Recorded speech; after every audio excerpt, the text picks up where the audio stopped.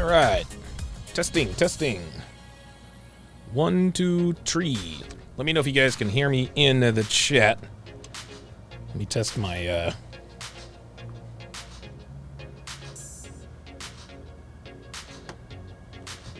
Nope. It's a little low. Yep. There we go. Nope.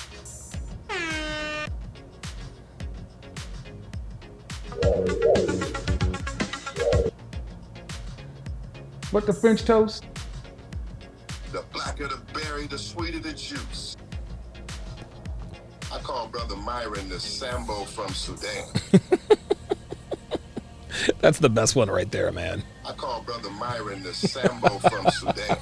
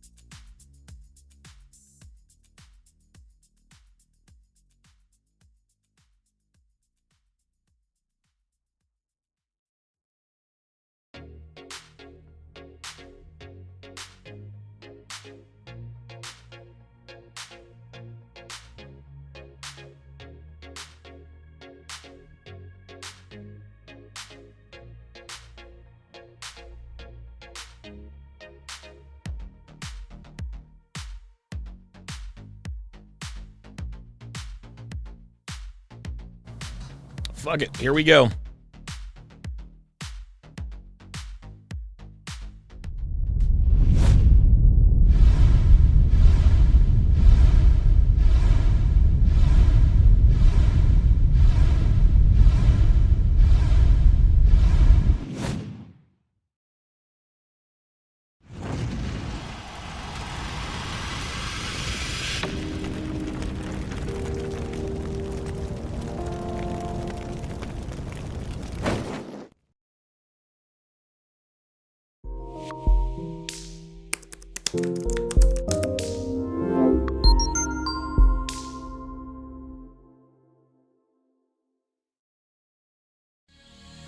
A woman never belongs to you.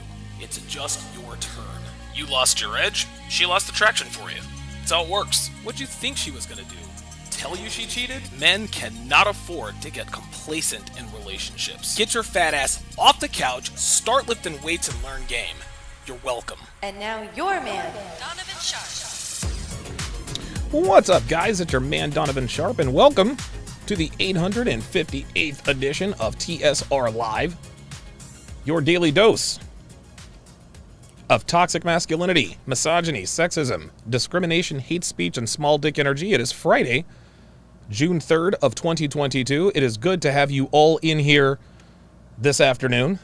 As always, we are streaming live simultaneously to Facebook, Twitch, YouTube, DLive, Rumble, and of course in crystal clear, high-resolution 4K to SharpStream, which can be downloaded absolutely free on Android or iOS. So however you're watching, wherever you're watching from, thank you for making the Sharp Reality Live a part of your daily routine.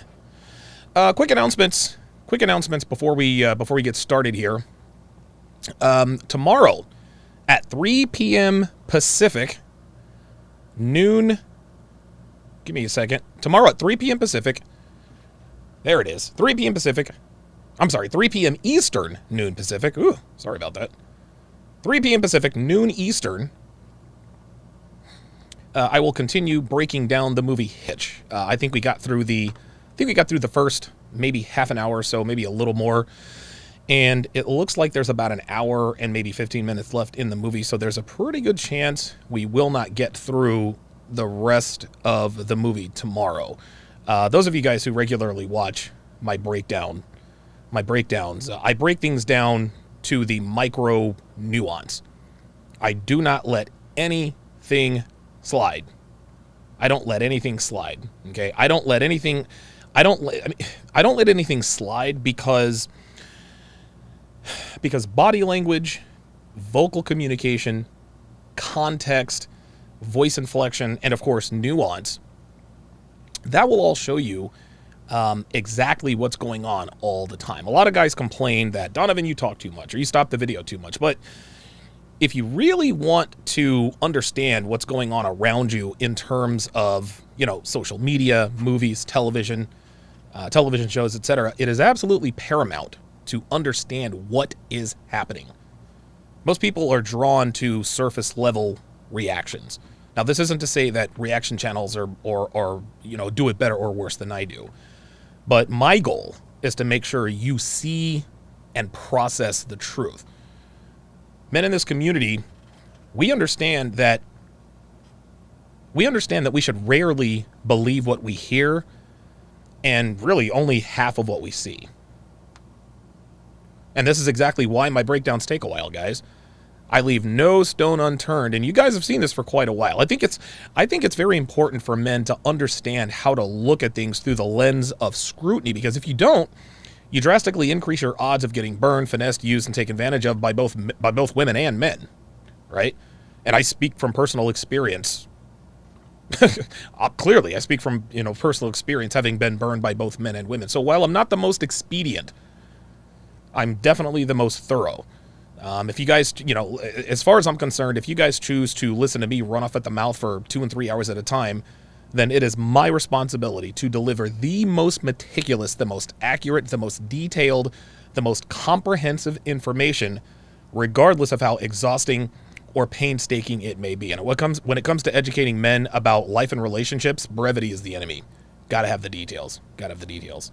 Also, don't forget to get on the waiting list for our relationship course, the new Power Couple Blueprint. Devin and I are currently working on a relationship course it's going to change the lives of both men and women. Our audience has requested something like this for quite a while, because we have what appears to be the kind of relationship most people want. No, our relationship certainly isn't perfect, but I'm extremely confident in saying that it's the best I've ever seen or been a part of. Devin and I, we're the happiest we've ever been in our lives, and we would love to show other people how to get where we are. Guys, again, living a great life is awesome. It is absolutely awesome living a great life as a man by yourself, right? If you're a man by yourself, life is awesome. Life can be very, very awesome. But having someone who works to earn and keep your trust every day, satisfies you sexually, adds real value to your life, and pretty much bends over backwards to make and keep you happy, that makes life a lot better. And I think you guys would agree with that. I really, really do. Most men want relationships. So if you want to get on the waiting list to be updated, to be notified about updates, coupons, and a crap load of bonuses that are going to be included, go to donovansharp.com/blueprint, put in your very best email, and you will be updated. Okay, that's it for the announcements. But as you guys know, it's Friday, which means I'm going to give you my Friday night advice for those of you who are still running through hoes, building harems, and that sort of thing. Okay? Number 1, wrap your sausage. Number 2, call an Uber. And number 3, send that morning after text. The reason I advise you guys to do this is because there are few things in this life that can turn a man's life upside down literally overnight than knocking up a yacht thought, a DUI, or a false EPAR accusation. An ounce of prevention is worth a pound of care, as the saying goes, but this particular proverb, this particular axiom is way out of date. Just kind of given the current circumstance we currently find ourselves in. So for men, these days. An ounce of prevention is worth avoiding 18 years of child support, at least 5 figures in attorney's fees, and having your good name and reputation dragged through the mud. Not to mention getting fired or losing your income because you are guilty until proven innocent in the court of public opinion in America. So, in this case, an ounce of prevention is probably worth a little more than $250,000, maybe increased blood pressure and decreased freedom. If you wrap up, guys, if you wrap up and pull out, then put hot sauce in the condom, got nothing to worry about. If you call an Uber to take you home, or rather than driving drunk, you've got nothing to worry about. If you send her that morning after text, or in some cases the after smash text for good measure, you drastically reduce the odds of being a victim of a false EPAR accusation. You drastically decrease your odds substantially more by installing cameras at your place and recording everything. So to all my players, all my womanizers, all my thought chasers, be smart out there tonight, guys. Be smart out there this weekend. Wrap up, call an Uber, and tell her via text message that you had a great time and that you can't wait to hang out again. Trust me when I tell you that you'll thank me, your bank account, and your hairline will thank me much, much later. Later on, we are going to take a look at a chick whose TikTok account, let's go take a look at this. We're going to take a look at a chick. We're going to take a look at a TikTok account who's dedicated, her TikTok channel is dedicated to finessing men. Dedicated to finessing men. Hang on one second. I got to turn this light on. I always forget one thing. I remembered the camera slider this time, but I forgot. There we go. Now you guys can actually see me. All right, very good. All right. Can't be perfect all the time, right?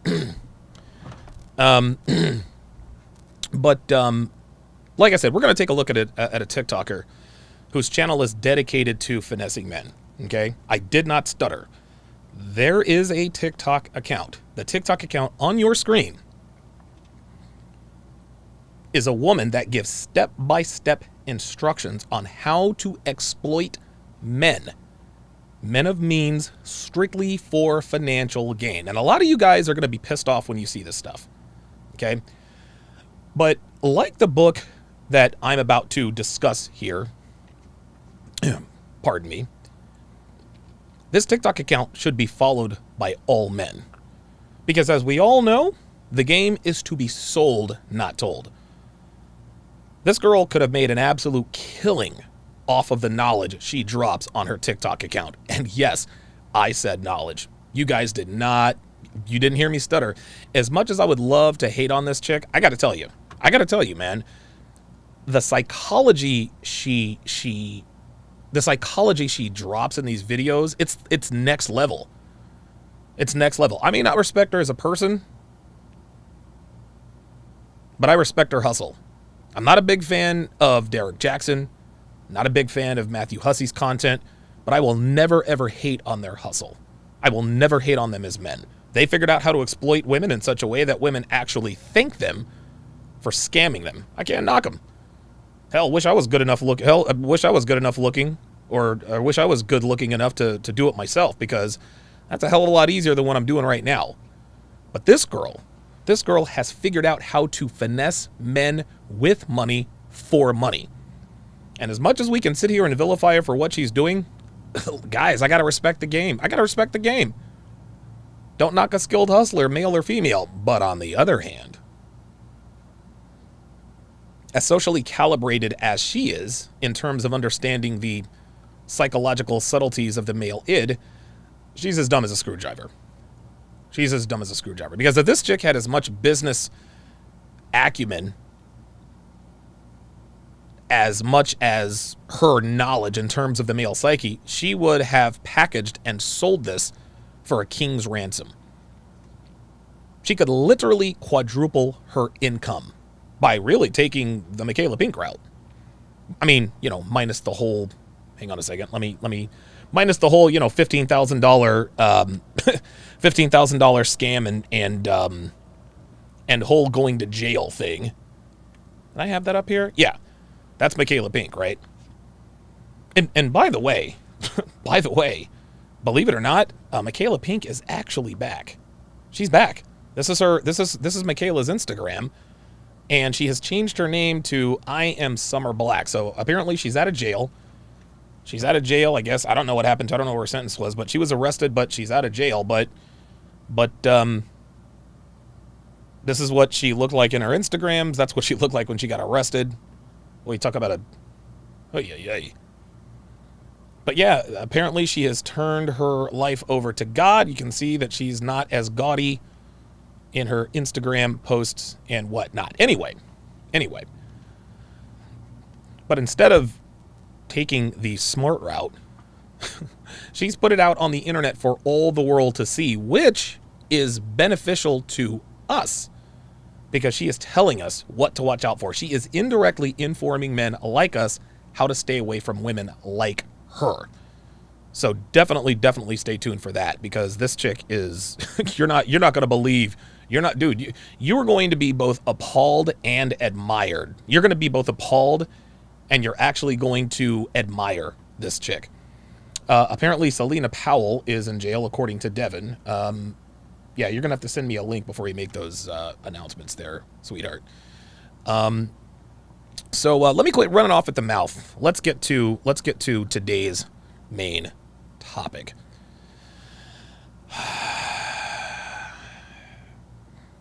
There is a book.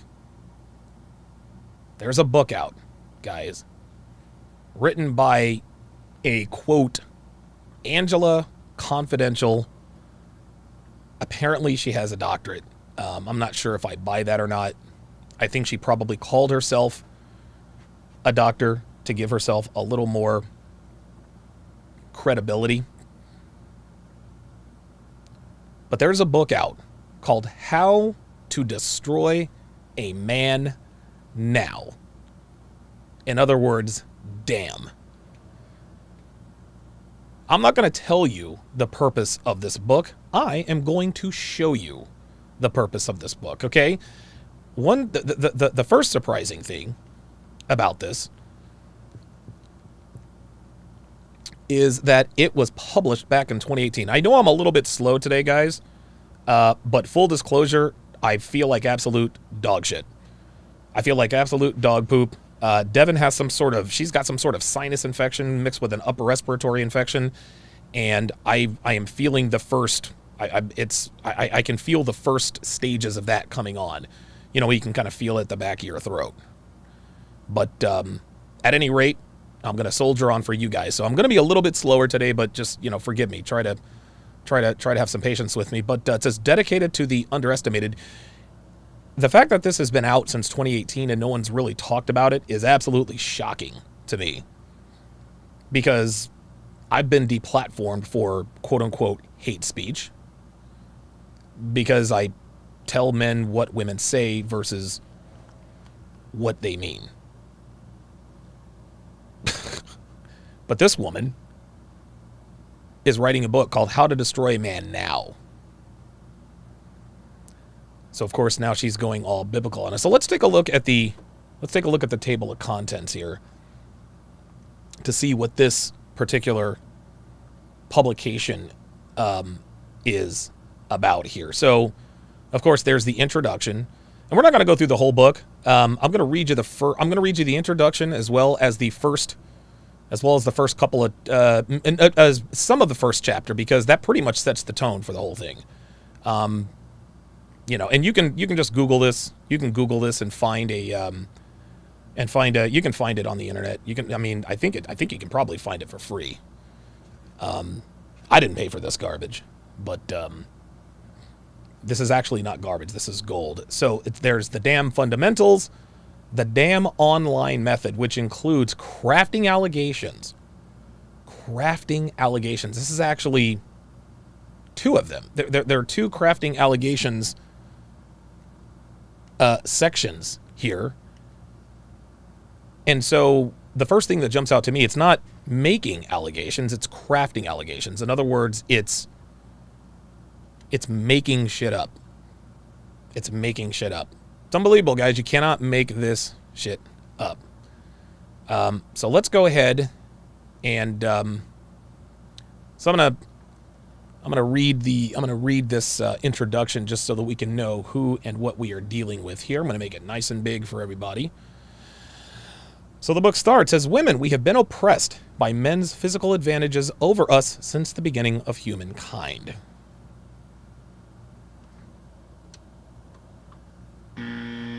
No, women have not been oppressed by our physical advantages since the beginning of time.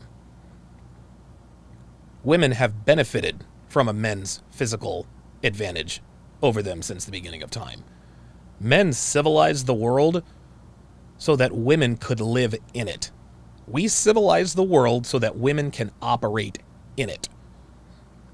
In fact, we've done such a good job in civilizing the world that there are women actually out here who truly believe that women don't need us. They truly believe, like, we've done such a great job civilizing the world. We built roads, innovation, all that stuff. We've done such a great job. Women actually think they don't need men. They actually think they don't need us.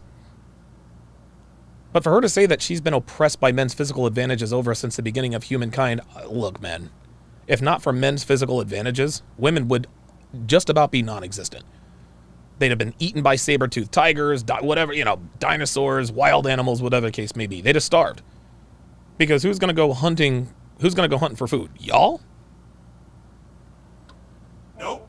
Yeah, but lionesses, female lions, they do all the hunting while the alphas do all the eating. That's very true. But female lionesses can hunt. Women cannot. Well, women could hunt if they had a gun. Really? And who invented the projectile? Who builds projectiles? Anything that a woman is capable of doing that a man can also do to a lesser degree is because of a man. I saw the movie Top Gun last weekend. There was a female pilot. The only reason why she could fly that jet is because it was designed, engineered, and built by men. Anything a woman can do in this day and age, and God bless them, if they want to do what they do, that's perfectly fine. But women need to understand that they have not been oppressed by our physical advantages since the beginning of time. No, if not for men's physical advantages, they'd be eaten by wild animals, they'd starve to death, and they'd probably end up killing each other because women hate each other. Let's continue. But now, in today's modern societies, the tables are finally turning. Especially with the advent of the internet and social media and the economy's transition from manufacturing to information, women are leveraging their natural advantages, social skills, emotional intelligence, and communication. Emotional intelligence simply means a woman who's in touch with her feelings. Emotional intelligence, to me, there's no such thing as emotional intelligence. Emotional intelligence, that's just women justifying their emotional shenanigans. Well, because a man won't cry in front of me, he doesn't have emotional intelligence. Okay, whatever. To gain power. You probably utilize these advantages to some degree already in one form or another. For example, as a child in school, I recall boys using physical strength and aggression, e.g. punching, to bully girls. That was their power. The reason why the boys in grade school, quote unquote, bullied you is to show you that they like you. No, this is not the way men do things. We don't bully and hit women because we like them. When we like women, we try to sexually escalate. We run game, we do this, we do that. But grade school boys, we pull on Susie's pigtails. We're mean to her because we simply want her attention. My very first crush, I was a 5th grader. Her name was Martha Romero. Never forget. Her name was Martha Romero. That was my very, very first crush. What did I do to get Martha's attention? I used to fold paper airplanes and throw it directly at her. I used to hit her with spitballs. I used to throw pencils at her. I'd ask her to borrow her pencil and cut off the eraser. And of course, she took it like it was supposed to. Oh my God, you're such an asshole. Da, da, da, da, da, da. And then she would get in trouble for using curse words, and Mrs. Veach would end up having words with Miss Romero. But that's how we did it. That's how boys do it. Men, it's illegal for men to physically bully. Hell, it's illegal now for men to verbally bully anyone. She continues, girls, on the other hand, use communication and accusation, e.g. spreading rumors to undermine boys. This is our power. False again. False again. Girls don't spread rumors about boys in school. They don't spread rumors about boys in middle school. They don't spread rumors about boys in high school. Oh no. They spread rumors about girls. Did you hear about Shelley? We heard Shelley had sex with Brad. Oh my God. Did she really? Yeah, I also heard that Shelley also had sex with Chris. What? Shelley's a slut. Shelley's a whore. Those are the kinds of rumors girls spread about each other. The movie Mean Girls, though exaggerated, pretty accurate. Let's continue. The purpose of this handbook is to be a resource, a collection of tools and techniques that have proven... Hang on a second. Oh, wait a minute. Let me go back. That have proven... She's fooling me here, guys. Not even the book is... Let me, that have proven... Oh, there we are. I guess I gotta roll it over a little bit. That have proven powerful in women's struggle against patriarchy. I did not invent these novel methods, I only describe them.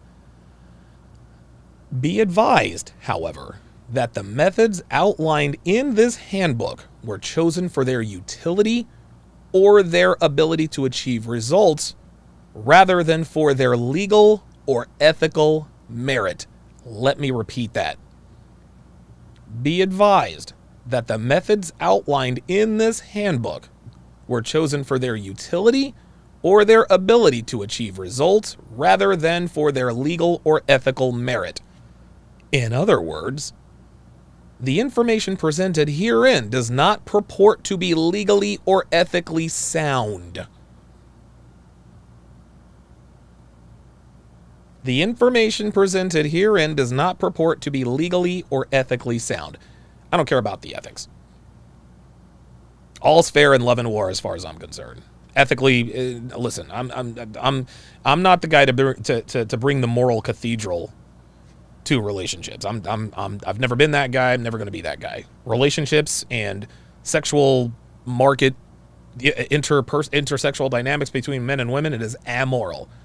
That means it is without morals. It doesn't mean it's immoral. It doesn't mean it's moral. There's no right or wrong. It just is. But the legal stuff, that's where we kind of have to draw the line, right? She continues, what is considered to be right or legal often changes with time, the prevailing culture, and the evolution of law.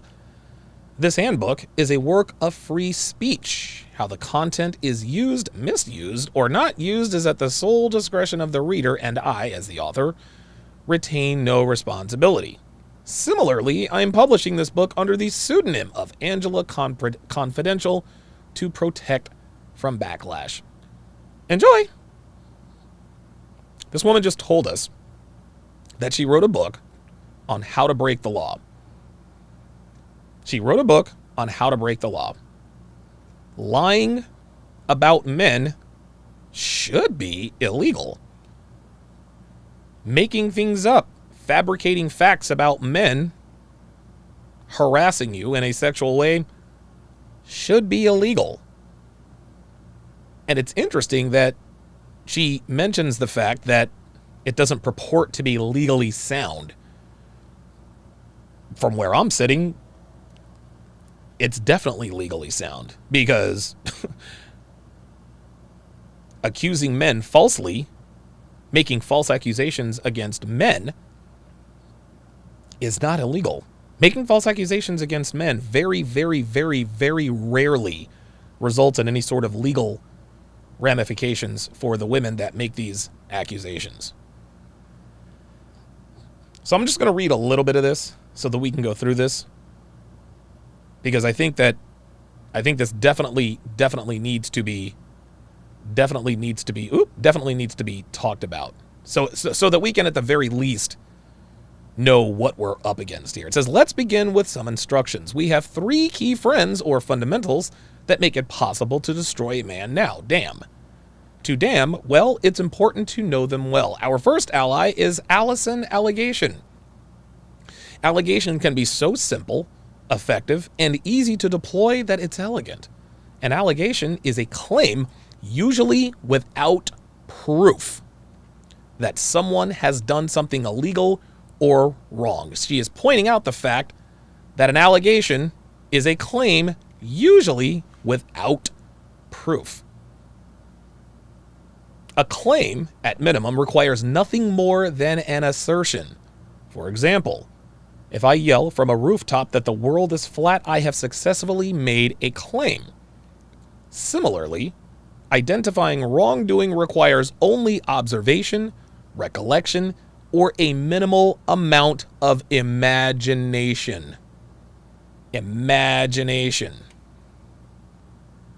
From lying to red rum, any behavior that you've heard of, seen, experienced, or can think of that violates an ethical or legal standard can suffice for an allegation. However, she concludes, it's the last part of what constitutes an allegation that makes it uniquely useful. No evidence required.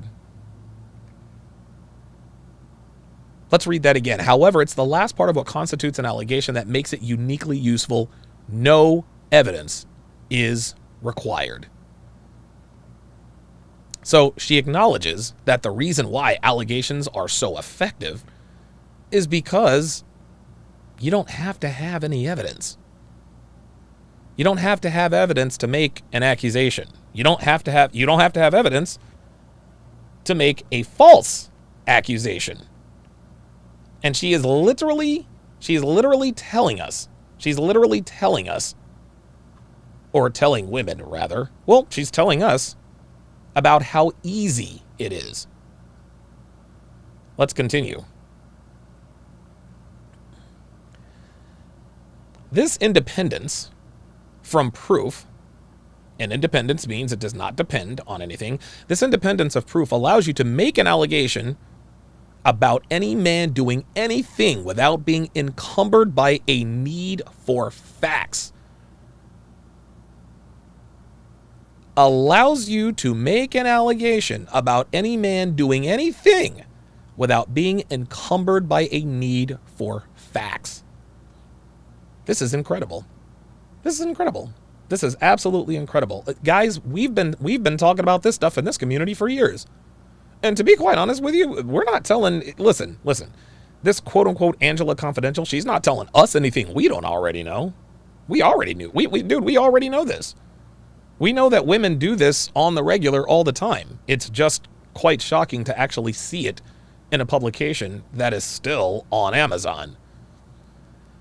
But something as intangible as the spoken word without evidence have enough to merit or power to destroy a man now? Or, I'm sorry, let me reread that. But how can something as intangible as the spoken word without evidence have enough merit or power to destroy a man now? Admittedly, if left completely on her own, Allison Allegation has relatively little power. That's where our other 2 friends, Mary Media and Arthur Authority, assist. So it starts with the lie, and now it's going to be assisted by social media, I presume. Mary Media, she continues, our second ally, encompasses just about any means of communication. Media can be as elementary as whispers of gossip, although nowadays the term most often refers to mass communication platforms such as television, the internet, or mainstream media networks. Of course, it also includes social media such as Twitter and Facebook, which you will soon see are especially well suited to destroy a man now. So how does Mary Media help Allison Allegation? Well, interestingly, they help each other. You've probably heard the philosophical question, if a tree falls in the woods and no one hears it, did it make a sound? Although the answer to that question is still debated, it's certain that if an allegation is made and no one knows about it, it has no power. Fortunately, however, the opposite is also true. The more people who know about an allegation, the more powerful it becomes. So now she's getting into the fundamentals here. She's getting into the fundamentals here. So she understands that making an allegation doesn't require proof, and that the more people that are aware of this allegation makes the allegation much more powerful. She continues, thankfully for Allison allegation and for our purposes, the mainstream media excel at spreading information far and wide. They do it to make money, lots of money from advertisers. Yet advertisers need more than just a way to reach people. They also need a way to get people to pay attention to their advertisements and ultimately buy their products. This is where the media comes in. Media content can be videos, web posts, quote, breaking news, and so on, anything that garners interest. And it's no secret that scandal attracts people's interest especially well. Sex sells, as the saying goes, and so does violence, injustice, misconduct, and anything else outrageous. That's why scandalous content in mainstream media has increased over the years. That's also why marrying media helps Allison allegations, scandalous allegations, attract people's interests. Interested people watch advertisements sell products, and it all makes merry media money. Guys, this is all facts. This is all 100% facts. This is 100% facts. Everything that she has said in this book so far, in terms of the nuts and bolts of it, everything that she has said is 100% spot on. She's right about allegations, and she's right about the medium. Even Zooer on the YouTube side says this is alarming. It is. The fact that it's been the fact that this information has been compiled is not alarming, because we all know this. We all know this to be true. Again, we're not learning. I'm not breaking news here. Men in this community, we understand all of this very, very well. What's hard to believe is that it's been curated and published. It's incredible. Rebel 5150 says this is the Bible to Amber Turd. Yep. However, fascinatingly, while the mainstream media profit from proliferating allegations, they bear little responsibility for doing it. Apparently, as long as the media mention that the scandal is, quote, an allegation, they are relatively safe from legal repercussions. This is because in free speech societies, people can voice opinions and unsubstantiated claims. Further, let's shrink this down and blow this back up. Hang on a second. There we go. Let's go to the next page. Further, she continues, the media can always attest that they were not making the allegation, rather they are just reporting it. But in truth, the media actually does. She's talking about the media. Wow, this is why we know a woman wrote this. The media as a collective is more than one, right? The media actually does. Maybe, I don't know, maybe she's black. Maybe the woman that wrote this is black. Maybe it was the founder of #MeToo. I don't know. But in truth, the media actually do help make the allegation by how they report it. You probably know that how you say something can convey greater meaning than what you say. For example, I could say, I'm happy. But if I scream it angrily, people are much more likely to believe that I'm upset. With that in mind, try listening carefully to how mainstream media says the word allegation when reporting a story. Either they say it in a positive tone, as though it's something good, or they say it quickly, as though it's insignificant. They also use the word allegation or alleged instead of using terms such as unsubstantiated claim or accusation without proof to de-emphasize that evidence is lacking. Listen to this. Listen to this, guys. She's telling us how it's done. They use the word allegation instead of substantiated claim or an accusation without proof to de-emphasize that evidence is lacking. Allegations are nothing more than claims, guys. Even more cleverly, after the media make an allegation popular by broadcasting it far and wide, they then circle back later and broadcast how, quote, so many people are talking about it. Further, they support people who make allegations by promoting them as courageous for, quote, coming forward. This is incredible. Guys, this is a gold mine. This is a treasure trove. I know, listen, I know this pisses a lot of guys off, but guys, share this video. Share this video. This should be read. This should be read by every male out there. This is the kind of education that men need to keep from getting got. These tactics get even more people interested and encourage others to make similar claims. Finally, encourages others to make similar claims. Correct again. Correct again. Because once the # also me movement started, how many women piled on after that, right? Deshaun Watson now has 23 civil suits filed against him.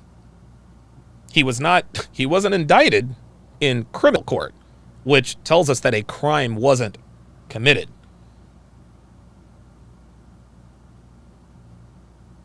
But now they're suing him in civil court. First it was 2, then it was 6, then it was 12, then it was 18, then it was 22, and now it's 23. Apparently a 23rd accuser came forward on Tasha K's channel the other day. I don't know why she's even talking. Doesn't she have some checks to write to Cardi B? Anyway. Finally, the media then cites the increasing number of allegations and growing public outrage that they helped create as being, quote, too numerous to be ignored or as evidence of truth. In a court of law, a man is considered innocent until proven guilty. But in the court of media-managed public opinion, a man, quote, serially accused of a scandal is guilty until proven innocent. Guys, how many times have we said this? How many times have we said this? And I'm getting an update from JBlaze11. Apparently, there's a 24th woman, thereby verifying exactly what's in this guide. This is how things work, guys. This is how things work. And again, listen. Listen, I understand the outrage. But this is good, guys. This is good. It is very good that this information has been curated and published. Because women are now showing us how they take advantage of us.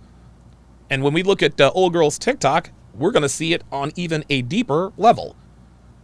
So don't be mad. I know it's hard not to be upset by this, but as men, we need to calm down, take the emotion out of it, and understand that this is a good thing.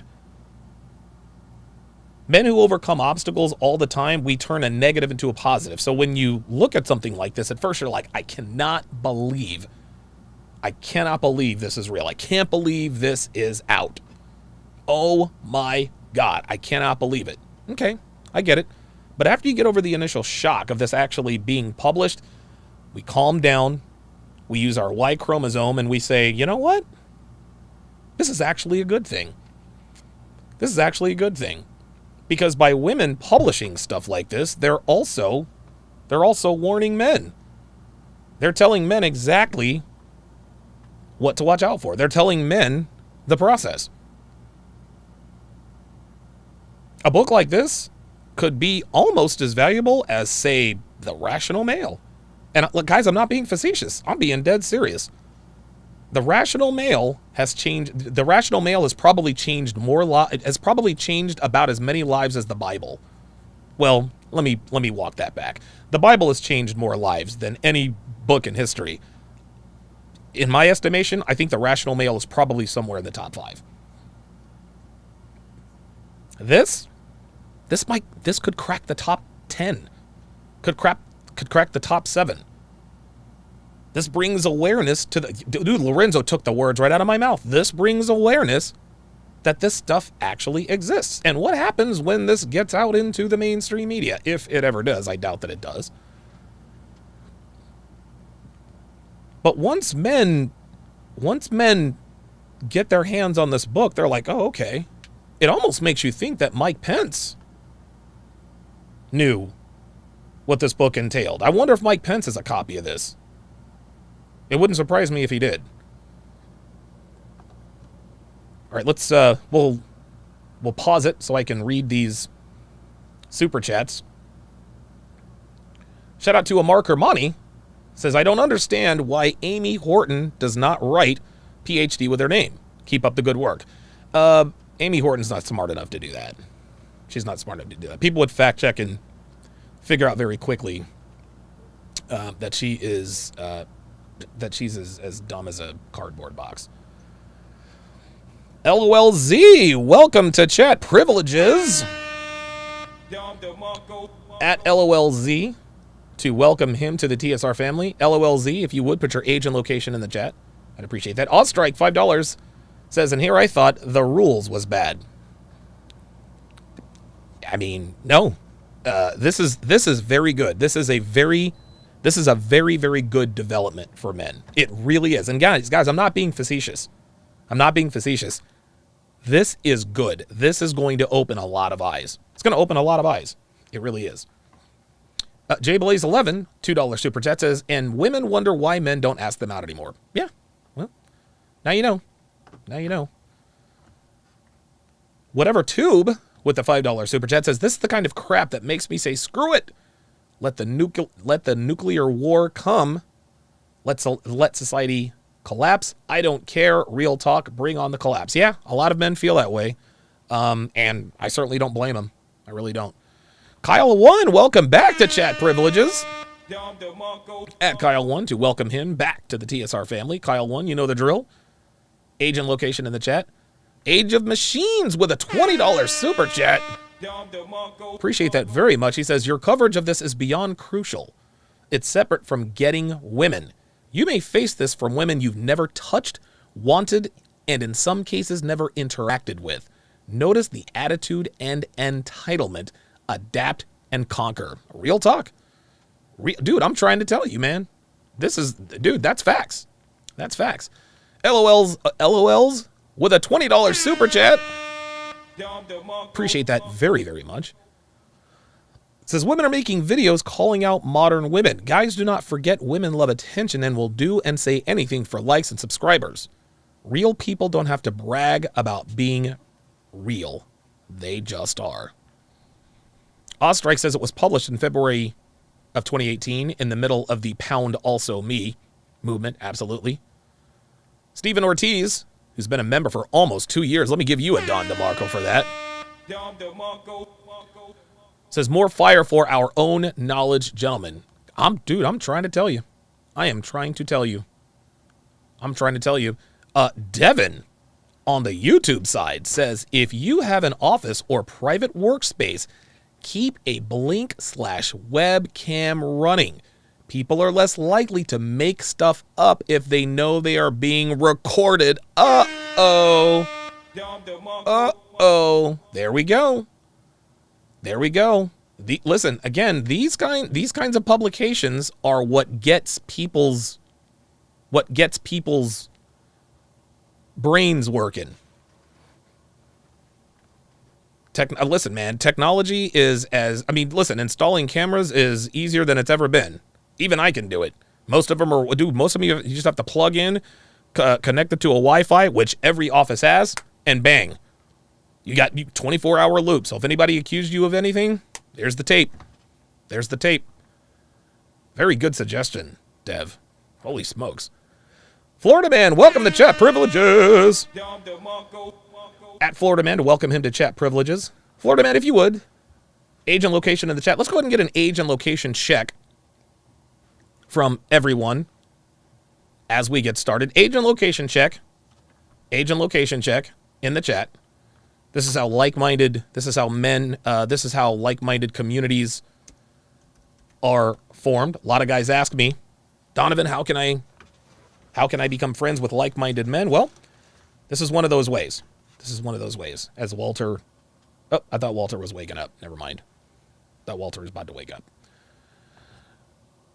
Okay, let's continue. Here. Oh, wait a minute. There we go. In this case, in this way, an allegation does not require evidence to destroy a man now because through media manipulation, it becomes its own evidence. Wow. This is incredible. Dude, this is gold. This is gold. This is solid gold information, man. It becomes its own evidence. Thousands, even millions of people can become organized against one man. Likewise, the quote evidence and public perception of guilt created by Allison allegation and Mary Media's synergy can become so prominent and powerful that our third ally, Arthur Authority, has a duty to step in. And it's authority that really helps us to put the destroy in damn. This is exactly what is going on with the aforementioned Deshaun Watson. One woman made an allegation. Then 3 more women made an allegation, then 10 more, and then 14 more after that. And what has happened, this has snowballed. Allison allegation became multiple Allison allegations. They went and talked to Mary Media. Of course, we want to hashtag believe all women. They put it out there. And now Arthur Authority has a duty to step in the form of civil courts, and eventually now Roger Goodell, who is reportedly going to suspend Deshaun Watson for at least half the season. But the joke's on them because Deshaun Watson signed a $230 million contract fully guaranteed. Authority is defined as any person or organization that has the power to control, direct, punish, and so on, which is exactly the kind of power we need to destroy a man now. Examples include police, judges, bosses, human resource departments, boards of directors, teachers, professors, university councils, licensing and regulatory agencies, and so on. Ultimately, it's authority that plays the final role in condemning a man. So what do we need to know about authority to destroy a man now? Well, to begin, it's important to understand that author authority is an artifact of patriarchy and chivalry. As Daddy Knight, she says, he takes pride in his role as guardian and savior, especially of the weak, mistreated, violated, and so on. She just described a white knight, y'all. She called him Daddy Knight, what she's describing are white knights. What is a white knight? Well, the definition of a white knight is simple. Defending a woman who does not deserve to be defended. Will Smith, white knighted for Jada. Jada did not deserve to be defended because of her entanglements and being alpha widowed by Tupac, yet Will Smith detonated his career with his right hand at the Oscars. That's white knighting. Let's continue. This is great. This is awesome. This is great. He strives to be the hero who saves the damsel in distress. This is all facts. In other words, authority caters to victims, and nothing gets author authority's attention more than a call to action to save victims. To be considered a victim, she continues, or a damsel in distress, authority first needs to perceive you as weak. Oh, yes. Surprisingly, a great illustration of this is how authorities usually relate to men in distress. Can you imagine what typically happens when a man walks into a police station, into a police precinct, and requests a restraining order against a woman? Officers roll their eyes and immediately disbelieve issues. This woman can't write. It's disbelieve. This is because they simply do not perceive a man to be weaker than a woman. And for that reason, they are unwilling to provide assistance. In contrast, in patriarchal... Actually, let me rewind that. NASCAR driver Kurt Busch, a few years back, you guys probably don't remember the story, but Kurt Busch, his ex-girlfriend, made a false accusation against him. She made a false accusation against him. She said, Kurt Busch, he suba'd me, he put hands on me, he did this and that. Kurt Busch said, no. She assaulted me. She put her hands on me. She's kicking my ass. Apparently this girl is like a black belt in jiu-jitsu or something like that. Right? So she is Isuba-ing Kurt Busch. And of course, he could have defended himself rather effectively because he is a man and she's a woman, but he didn't. Why? Because he knows as soon as he retaliates, he's going to jail. So he suffered in silence until I guess he said some shit that she didn't want to see or hear. Or she said some shit she didn't want to hear. He said some shit she didn't want to hear, or he did some shit she didn't want to see, and she decided to hit him with the false allegation. And it's interesting because even I said, "Oh, come on, Kurt. Like, your woman is kicking your ass." Like, this was years ago. Nobody believed him. Everybody laughed at him until the evidence came out. Come to find out, she was whooping Kurt Busch's ass on the regular. But because Kurt Busch is a man, nobody believed him. Not even me, regrettably. Second, it continues, for the weak to attain victim status, authorities also need to perceive them as harmed or violated. In other words, authorities require a credible claim that a legal or an ethical standard has been broken in order to take action because it's their duty to enforce standards. Wrong. It's their duty to enforce the law.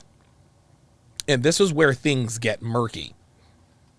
It's their duty to enforce the law. But that's not what's happening. They're enforcing what they perceive as standards. Again, let's look at Deshaun Watson. A grand jury failed to indict him. 22 counts at that point. They failed to indict him because clearly no crime was committed. But Arthur authority, in the form of Roger Goodell and the civil courts, they are now stepping in to take their pound of flesh, simply because these women have attained, quote, victim status. As we now know, she continues, we can look to Alice's allegation to make the claim and to marry media to make it credible. Nevertheless, it's still important to emphasize that authority is most likely to help us destroy man now in instances that entail an apparent violation of specific laws or codes of conduct. The more egregious, the better. There's a big difference between a law and a code of conduct. You guys remember that movie, Pirates of the Caribbean? Very good movie. It's a good series. I remember Captain Barbossa, played by, oh God, what's his name? Jeffrey Rush. Very good actor, Jeffrey Rush. I think Keira Knightley's character said, I want to see the captain or whatever, and about rules and this and that. He's like, well, they're really more guidelines. That's kind of what they are, guys. Specific laws? Okay. Yep. Codes of conduct? Nope. Nuh-uh. No. You can't arrest someone for a violation of a code of conduct. Examples are numerous, including EPAR, harassment of the struggle kind, snuggle, discrimination, physical assault, child isuba, substance isuba, and dishonesty in its many forms. E.g., lying, cheating, fraud, etc. Again, do you see how she's cross-pollinating this? Lying and cheating is not illegal outside of a court of law. Fraud, however, is. Also, she says, and this works surprisingly well, keep in mind that with the media's help, allegations against authorities can be used to motivate authority to take action. Just about any widespread allegation about an authority being remiss, ineffectual, or negligent in its, quote, guardian and savior role will suffice. For example, a televised allegation about a company ignoring sexual harassment in the workplace is enough to motivate the company's human resource department to hunt the accused man and anyone who failed to report his scandalous behavior to HR. Once authorities decree that there is a victim of a violation, they can take punitive actions against the perpetrator, quote, destroy a man. Punitive actions usually entail, give me a second.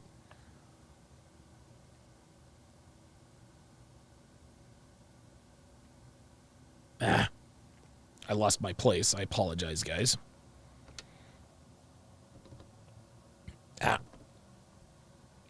Give me a second, because I gotta. This is. There it is. There we go.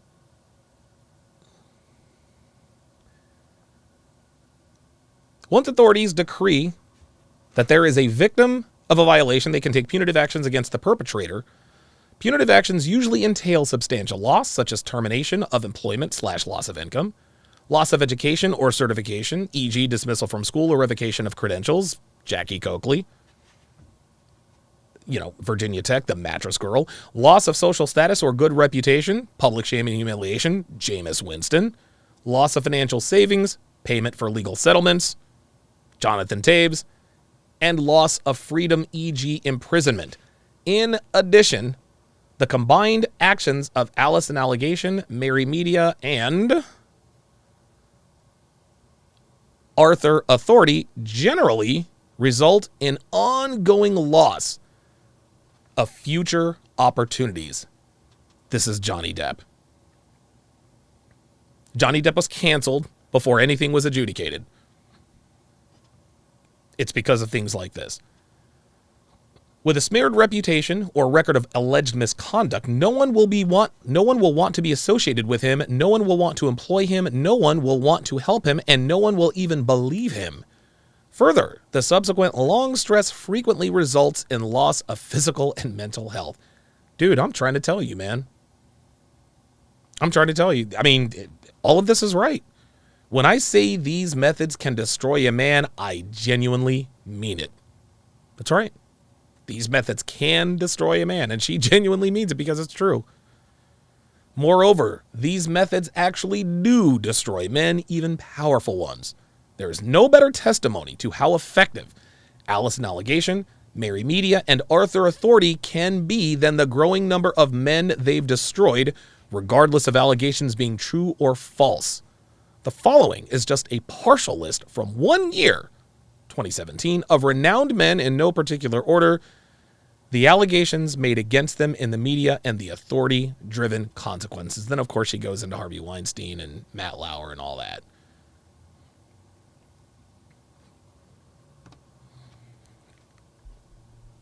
My final thoughts on this particular book, like I said, guys, I know it can make a lot of you very, very angry to learn about and know that this stuff is put out there.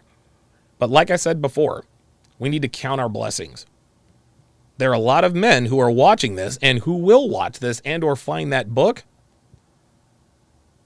that had a feeling that something like this was out there because of all the stuff that's in the news, but couldn't really quite piece it together. Right? You know what I mean? This book is a lifesaver. It really, really is. And at this point in time, even though this community isn't mainstream, enough of this kind of information is out there. Enough of this kind of information is out there. I'll strike with the $5 super chat says the fact that this is a viable strategy shows there are insufficient consequences, legal, social, reputational, to de-incentivize lying. Yes, this is why there are accusations being made all the time. Because there are no deterrents for making false accusations. A woman can make a false accusation. It could turn out to be false. They can prove it to be false. No consequences at all. None whatsoever.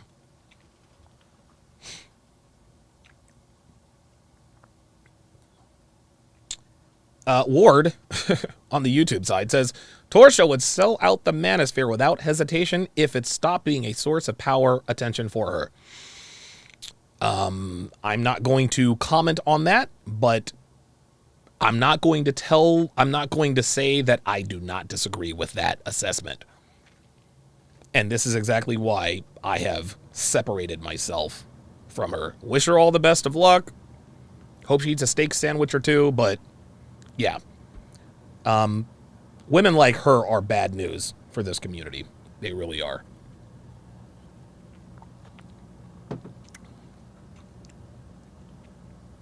Okay, so let's move to this TikTok account. Shall we? Guys, you are going to be absolutely blown away by what you see and hear from this girl. And like I said before, guys, I'm not going to knock this girl's hustle. I'm not going to knock this girl's hustle because at the end of the day, just like I said, there's more than enough information out there. Even though our community isn't mainstream, there's more than enough information out there where men can look stuff up. Why am I not getting girlfriends? Blah, blah, blah, blah, blah. This community is in the algorithm. It's in the search engines. So if you're a man of means, and you get played by girls like this, at this point, it's your own fault. You've got you've got the resources. You've got the resources, man.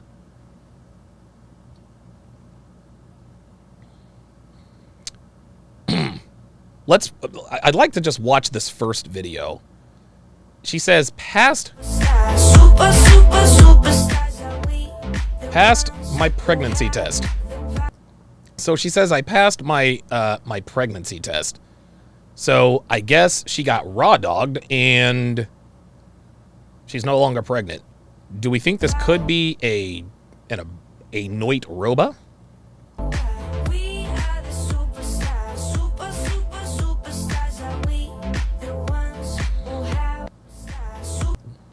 You can tell this girl doesn't work out either. She'll probably pull the pin on the fat bomb here fairly soon. Let's take a look at another video. Don't care. He cheated on me. I don't care. Nope. Don't care. So I was coming on here to tell y'all how I manipulate these guys, gaslight them, and literally have them pay all my bills all in a mixture of one. So first thing is you understand how easy it is to get into mind. These guys are very simple creature thinking. They don't really logical think. Simple creatures thinking. Simple creatures thinking. Again, this girl knows about psychology. But that's about it. I think you'd be hard pressed to find a college, or I think you'd be hard pressed to find a high school diploma in her resume. Think or go deep into detail like us women, so we can take advantage of that. So one thing that is my favorite, best rule of all, is to not act like their girlfriend. I don't care if they took you on a $500 dinner date. I don't care if they're paying your bills for you or how much you like them or what they told you. Do not act like their girlfriend. You need to have them keep chasing you, and you can't fully give yourself out like that. Even if they want to hang out with you and shit like that, don't hang out with them all the time. Don't tell them your whole life story. Keep them curious. Keep them chasing you. Keep them wanting more. That is my secret, girls. And I can tell y'all how I... Okay. So, looks like she's got some lopsided tits here. And like I said, she looks like she's going to pull the fat bomb any day now. It looks like it. She's got big girl jeans. But did you hear what she said? She says, don't act like his girlfriend. Don't act like his girlfriend. Even if he takes you out on a $500 dinner date, don't act like his girlfriend. So if he provides you with value, resources, still don't provide him with value. So right off the bat, and there's probably some sort of trauma in her life, and I'm not saying that to be mean-spirited, but girls like this who truly do hate men clearly have had some sort of trauma. She hates men, she doesn't trust men, etc., etc. Rebel 5150 says this chick is playing with fire. Yeah, she probably is. She probably is, but I mean, who am I to judge? Don't knock the hustle. As far as I'm concerned, it is what it is. But clearly this woman does not, she doesn't respect men. She doesn't respect the value that men bring on a day-to-day basis. Just takes you on a 500 date. Don't act like a girlfriend. Keep him guessing, blah, blah, blah, blah, blah. Guys, this is why law number 3 of the 49 laws of Sharp says never feed her before you fuck her. The reason why you don't feed these hoes before you fuck these hoes is because they end up doing stuff like this. Also, stay away from girls who are very secretive about their about their home life, their family life, their private life. If you're on a date with a woman, and again, this is a guide. Look, guys, look, I'm trying to tell you, this is a guide on how to avoid women like this. And the interesting thing is that she doesn't have. How can I put this? She doesn't have. I'm trying to think of a way to put this. I'm trying to think of a way to put this. What she's got all of these traits and characteristics. Not every woman has every trait and characteristic that this woman has, but most of them have 1 or 2 or 3. Most of them have 1, 2, or 3. And if a woman has even one of these mindsets or traits, then guys, She belongs to the streets. that's what happens. Let's hear from Dev. She belongs to the streets. Real talk. Let's keep going. Okay, if he does not take you on a date within like the first 2 weeks of knowing you, he does not like you. If he does not blow money on you, he never will. If he's not texting you back within 3 to 4 hours, he did see your text, he's just ignoring you. And I feel like a lot of you girls get love bombed in the beginning, like when guys tell you all kinds of stuff like, oh my god, you're the best, you're this, that. I think you guys think it's gonna turn into a relationship, but most of the time, guys are just picking you at the moment. Maybe at the moment, you're his best option, but if a guy really likes you, he will ask you out and he will make that very clear. Don't ever think a guy is very clueless on what he wants or you think he does this. Guys know what they want from the beginning. Okay. Just letting you guys know that. Hey, I'm going to give her a Don DeMarco. Hey. Old girl is speaking facts.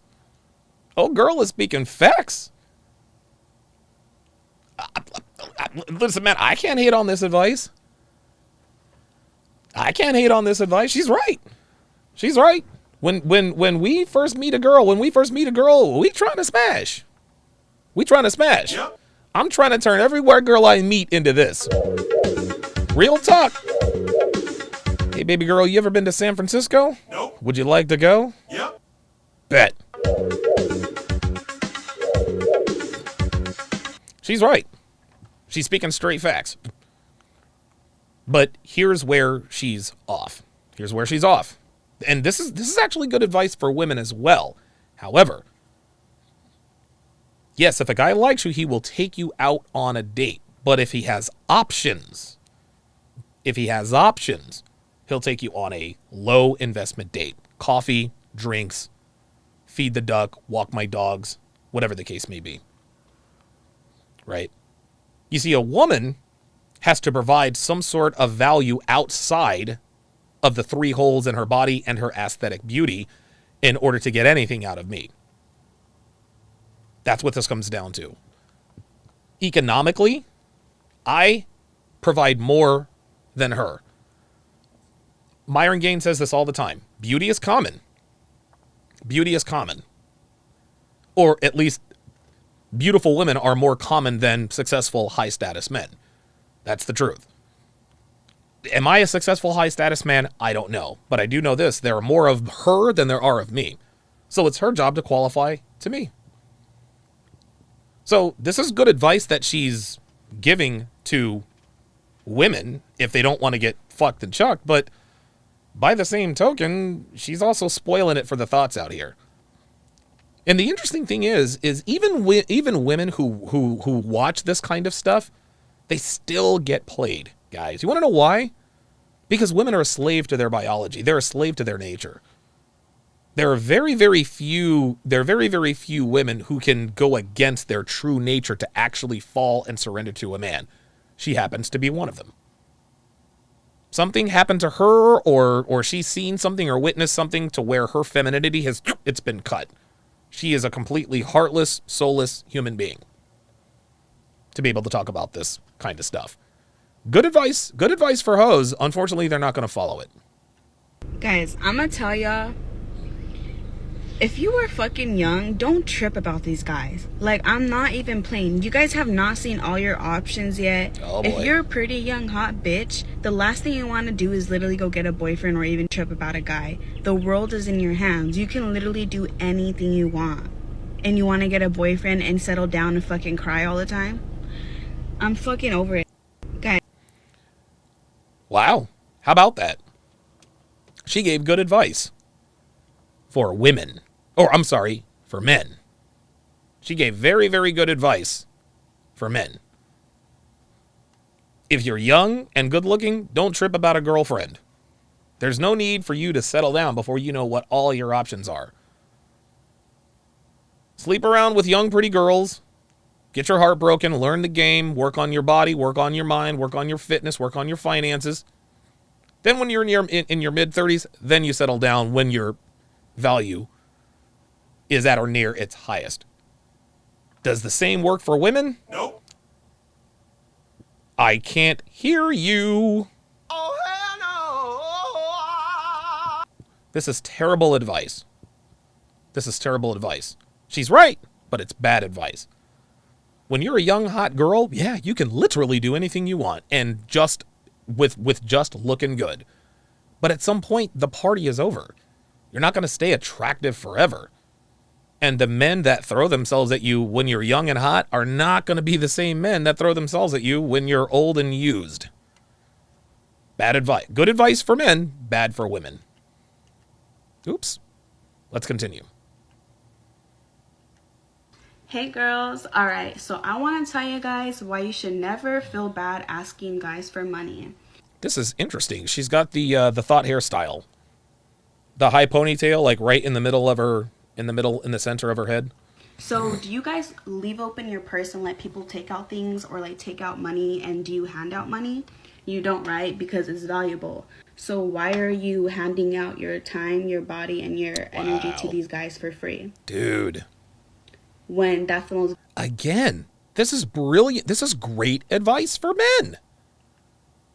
Your money and time is valuable. Why are you giving it to these? Why are you giving it out to these hoes for free? Do not. I'm telling you, don't give these hoes anything for free. This is where a lot of men fuck up. Is they give hoes money, resources, time, etc. And a lot of times they're not even giving up the butt. A woman's time and resources isn't worth anything. Nope. Just because you have a vagina does not mean that your vagina is worth anything. Nope. Okay, she's half decent looking, but there are many half decent looking women in the world. Yep. most valuable thing you have as a woman. When men meet you, they already have an agenda in their head on what they want out of the relationship and what they want out of you. And you need to be on the same, whether it's getting connections from them, whether it's them having you pay your phone bill, your house bill. Just make sure that you're always elevating and that the male can help you elevate as a woman. Okay? And after that, just remember, wet bodies do not go good with dry pockets. Hey, girl. Wet bodies do not go good with dry pockets. Not really sure what that means, but okay. All right, let's go to the next one. Girls, I'm trying to tell you guys, men are the real fucking gold diggers. They are asking for something more valuable than money, and that is you. Oh, wow. Okay. All right. Now she's going off the rails. Men are gold diggers. We're looking for something more valuable than money, and that is you. Nope. Sorry. If a girl isn't helping you make money, she's not worth money. Guys, if a woman is not helping you make money, she's not worth money. That's what this comes down to. Ay. You need to understand that. And you need to understand listen, she's right. What you guys need to understand is this is how most girls think right here. They honestly and truly believe that their value is above yours. Guys, they honestly believe this. We see it on Fresh and Fit every night. They really and truly believe that their inherent value is worth more than high value men's value. It's out of this world. They're literally, what's between your legs is literally the portal to life. And you guys... What's between your legs is literally the portal to life. Okay. And what's between our legs is the transporter of life. See, women talk all the time about, well, no one would be here if not for women. Okay, very true, but no one would be here if not for men. It takes two to make a baby. It takes an egg and a sperm to make a baby. A woman's womb is not full of life. A man's testicles is full of life. It's full of testosterone. This is why we talk about seminal retention. Seminal retention, and listen, man, a lot of guys are not into seminal retention. I'm a big advocate of seminal retention. Not because it's some magic pill or magic formula. You still have to put in the work. But seminal retention, there are so many mental health benefits to seminal retention. I'm not talking about it like it's the secret key to getting ripped. I'm not going to do that. But seminal retention, you ever wonder why? And check this out. I'm going to bake your noodle on this one. You ever wonder why after sex, assuming it's unprotected, you ever notice that unprotected sex, not that you guys should be doing that out here with random yachty thoughties, but have you ever noticed that after sex, you are drained and want to go to sleep, but a woman is full of energy? You ever notice that?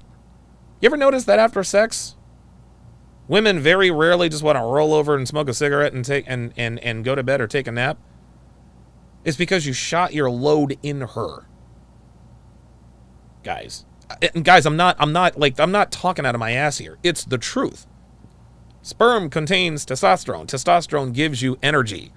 When it passes from your body to hers, you are expelling energy to give it to her. This is why after you get done having unprotected sex, dude, when Devin and I get done having sex, I'm ready to go to bed in 15 minutes. She's like, oh, I still have to wind down. Why? Because she's got little Donovans floating around in there. This is absolute facts. You can look this up. When sperm leaves the man's body and enters the woman then gets the energy. She gets the life force. You're fucking scared to ask for money. You can be an independent bitch, have a degree, have a house, have a nice job. But when a guy is entering your life, you need to make sure that he's providing. You're not no fucking work mule. You're not, girl. Okay, all right. You don't need to be. Again, she's right as far as men are concerned. You don't need to be a work mule. If a woman comes into your life, she needs to bring value. And what this woman is talking about is not value. She's saying, well, the reason why you're valuable is because of your vagina. Nope. Sorry.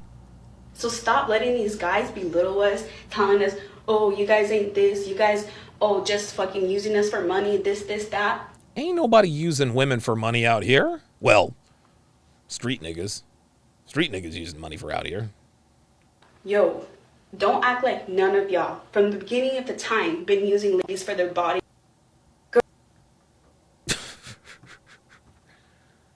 Let me answer some of these super chats before we continue here.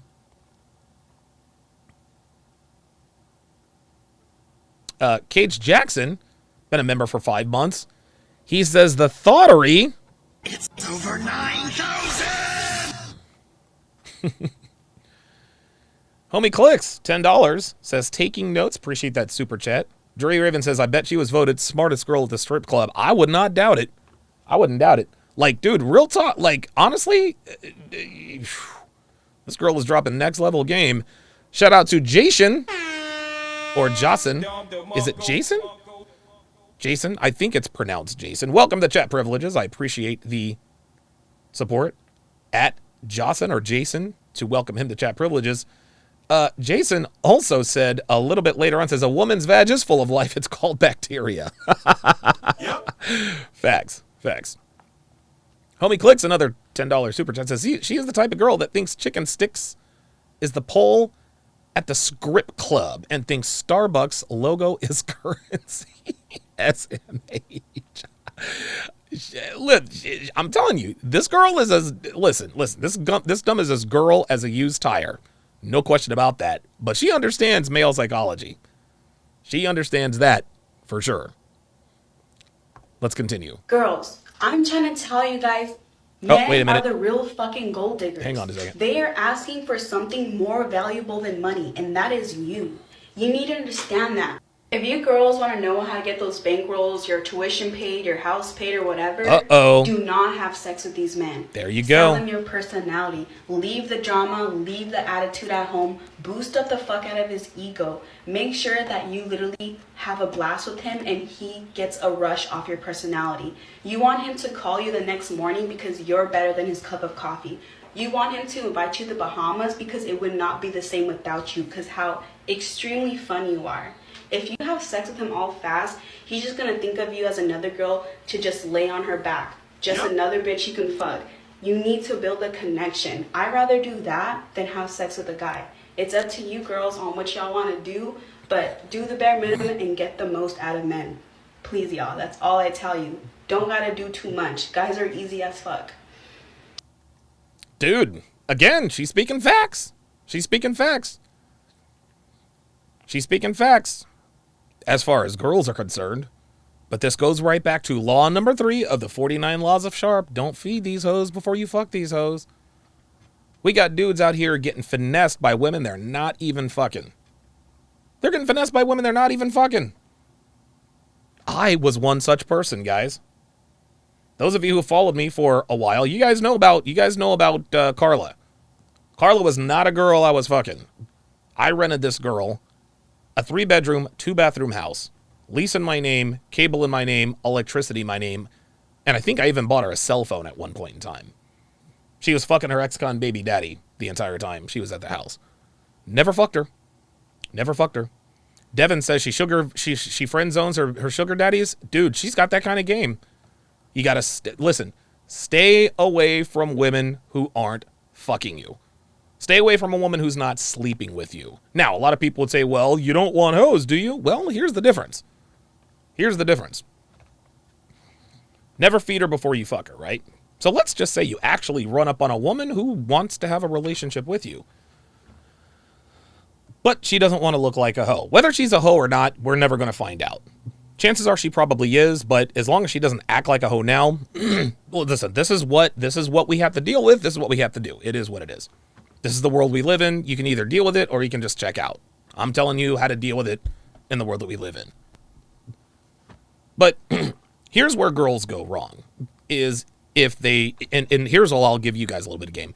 If a girl really likes you and does not sleep with you, but still continues to give you the boyfriend treatment without the sex, that means she really likes you. That means she really likes you. If she texts you first thing in the morning, if she's telling you where she's at all the time, if she comes over to your place all the time, if she cooks for you, if she cleans for you, if she's around you all the time, if she checks in, if she doesn't disappear at night, she can do all of these things. She can do all of these things without having sex with you. That's a woman who likes you and wants to have a relationship with you. So ladies, if you want a man to take you seriously and not just pass you off as some girl that he's not, as some girl he's sleeping with, you need to do these things. Do everything but have sex with him. Give him a blowjob, give him a hand job, make out with him, whatever the case may be. Do not have sex with him. Hell, you don't even have to give him a blowjob. You can reserve that for later. Do not allow any part of him to enter your body outside of your tongue into your mouth. That's it. You do that. If you do that, and a man of value, a man with any modicum of value, if he's looking for a relationship with a woman like you, guess what? He is going to lock you down eventually. He is going to lock you down eventually. Because what that does is you never have to say to him, hey, well, if you don't commit to me, then we're going to stop having sex. Well, guess what? He's already having sex with 3 other women. That's not going to affect him. So what he's going to do, if he has any game and options, like I did, I said, see you later. And they never left. They always stayed around and kept sleeping with me for the next 2-3 months. Easy. Easy.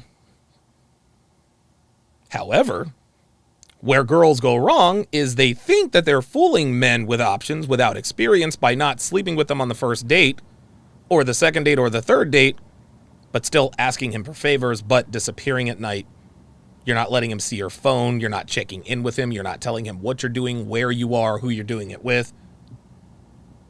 You're not keeping him abreast of the situation. You're not spending all of your time on him. You're waiting 3 hours to text him. You're waiting for him to text you back. You see, if you want to lock down a man of value by not sleeping with him, you have to show him that you really like him. Just because you don't sleep with a man doesn't mean he is automatically going to respect you and put you into the potential girlfriend category. Sex is standard. Sex is standard for men. Or sex is standard for men in terms of relationships are concerned. You want to separate yourself from all the other hoes he's fucking? Do everything for him that a girlfriend or a wife would do, except for have sex with him until he commits to you. If I'm a man and I've got an attractive woman doing all of these things for me, she's at my place all the time or I'm at her place. She cooks for me. She cleans my place. She does my laundry. She spends time with me. She texts me first thing in the morning, last thing at night. She texts me right back. She's checking in. She's doing all the things that she's auditioning to be the girlfriend without actually sleeping around. Those are the girls that get scooped up. But just because, like I said, you don't sleep with a guy doesn't mean he's automatically going to put you in the boyfriend category. Now, a lot of you women might say, well, whoa, wait a minute. What if he's having sex with other girls and he's not serious about having a relationship with you?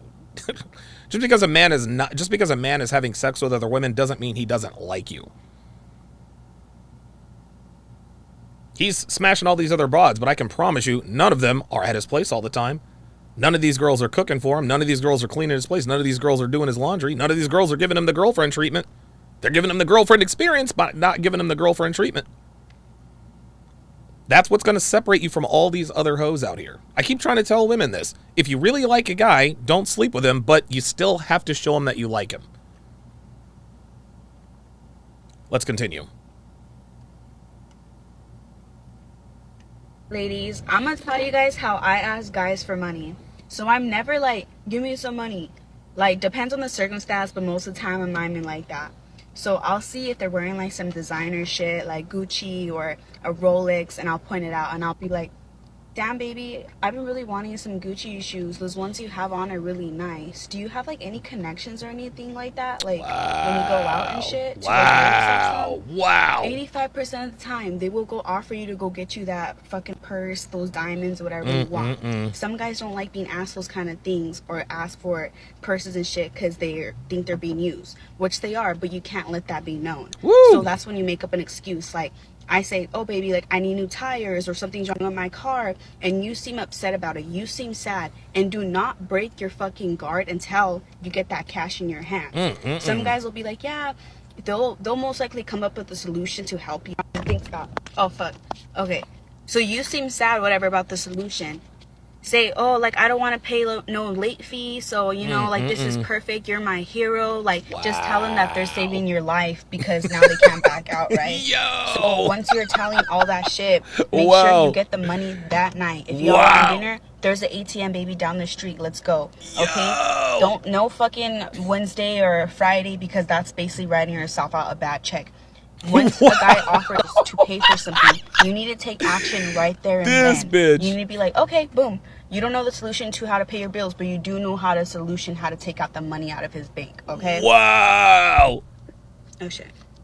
Hold up. So, yeah, that's how I usually ask. You gotta be a little sneaky about it. Unless it's like a fucking sugar daddy and stuff like that, then I just be straight up like, you better pay me $600 for this fucking date. Wow. But if y'all are just trying to talk to regular millionaire guys, that's what I ask for money. Sugar ladies, Yo, I gotta give this bitch a Don DeMarco. Holy moly, this bitch is dropping. Yo, did I tell you?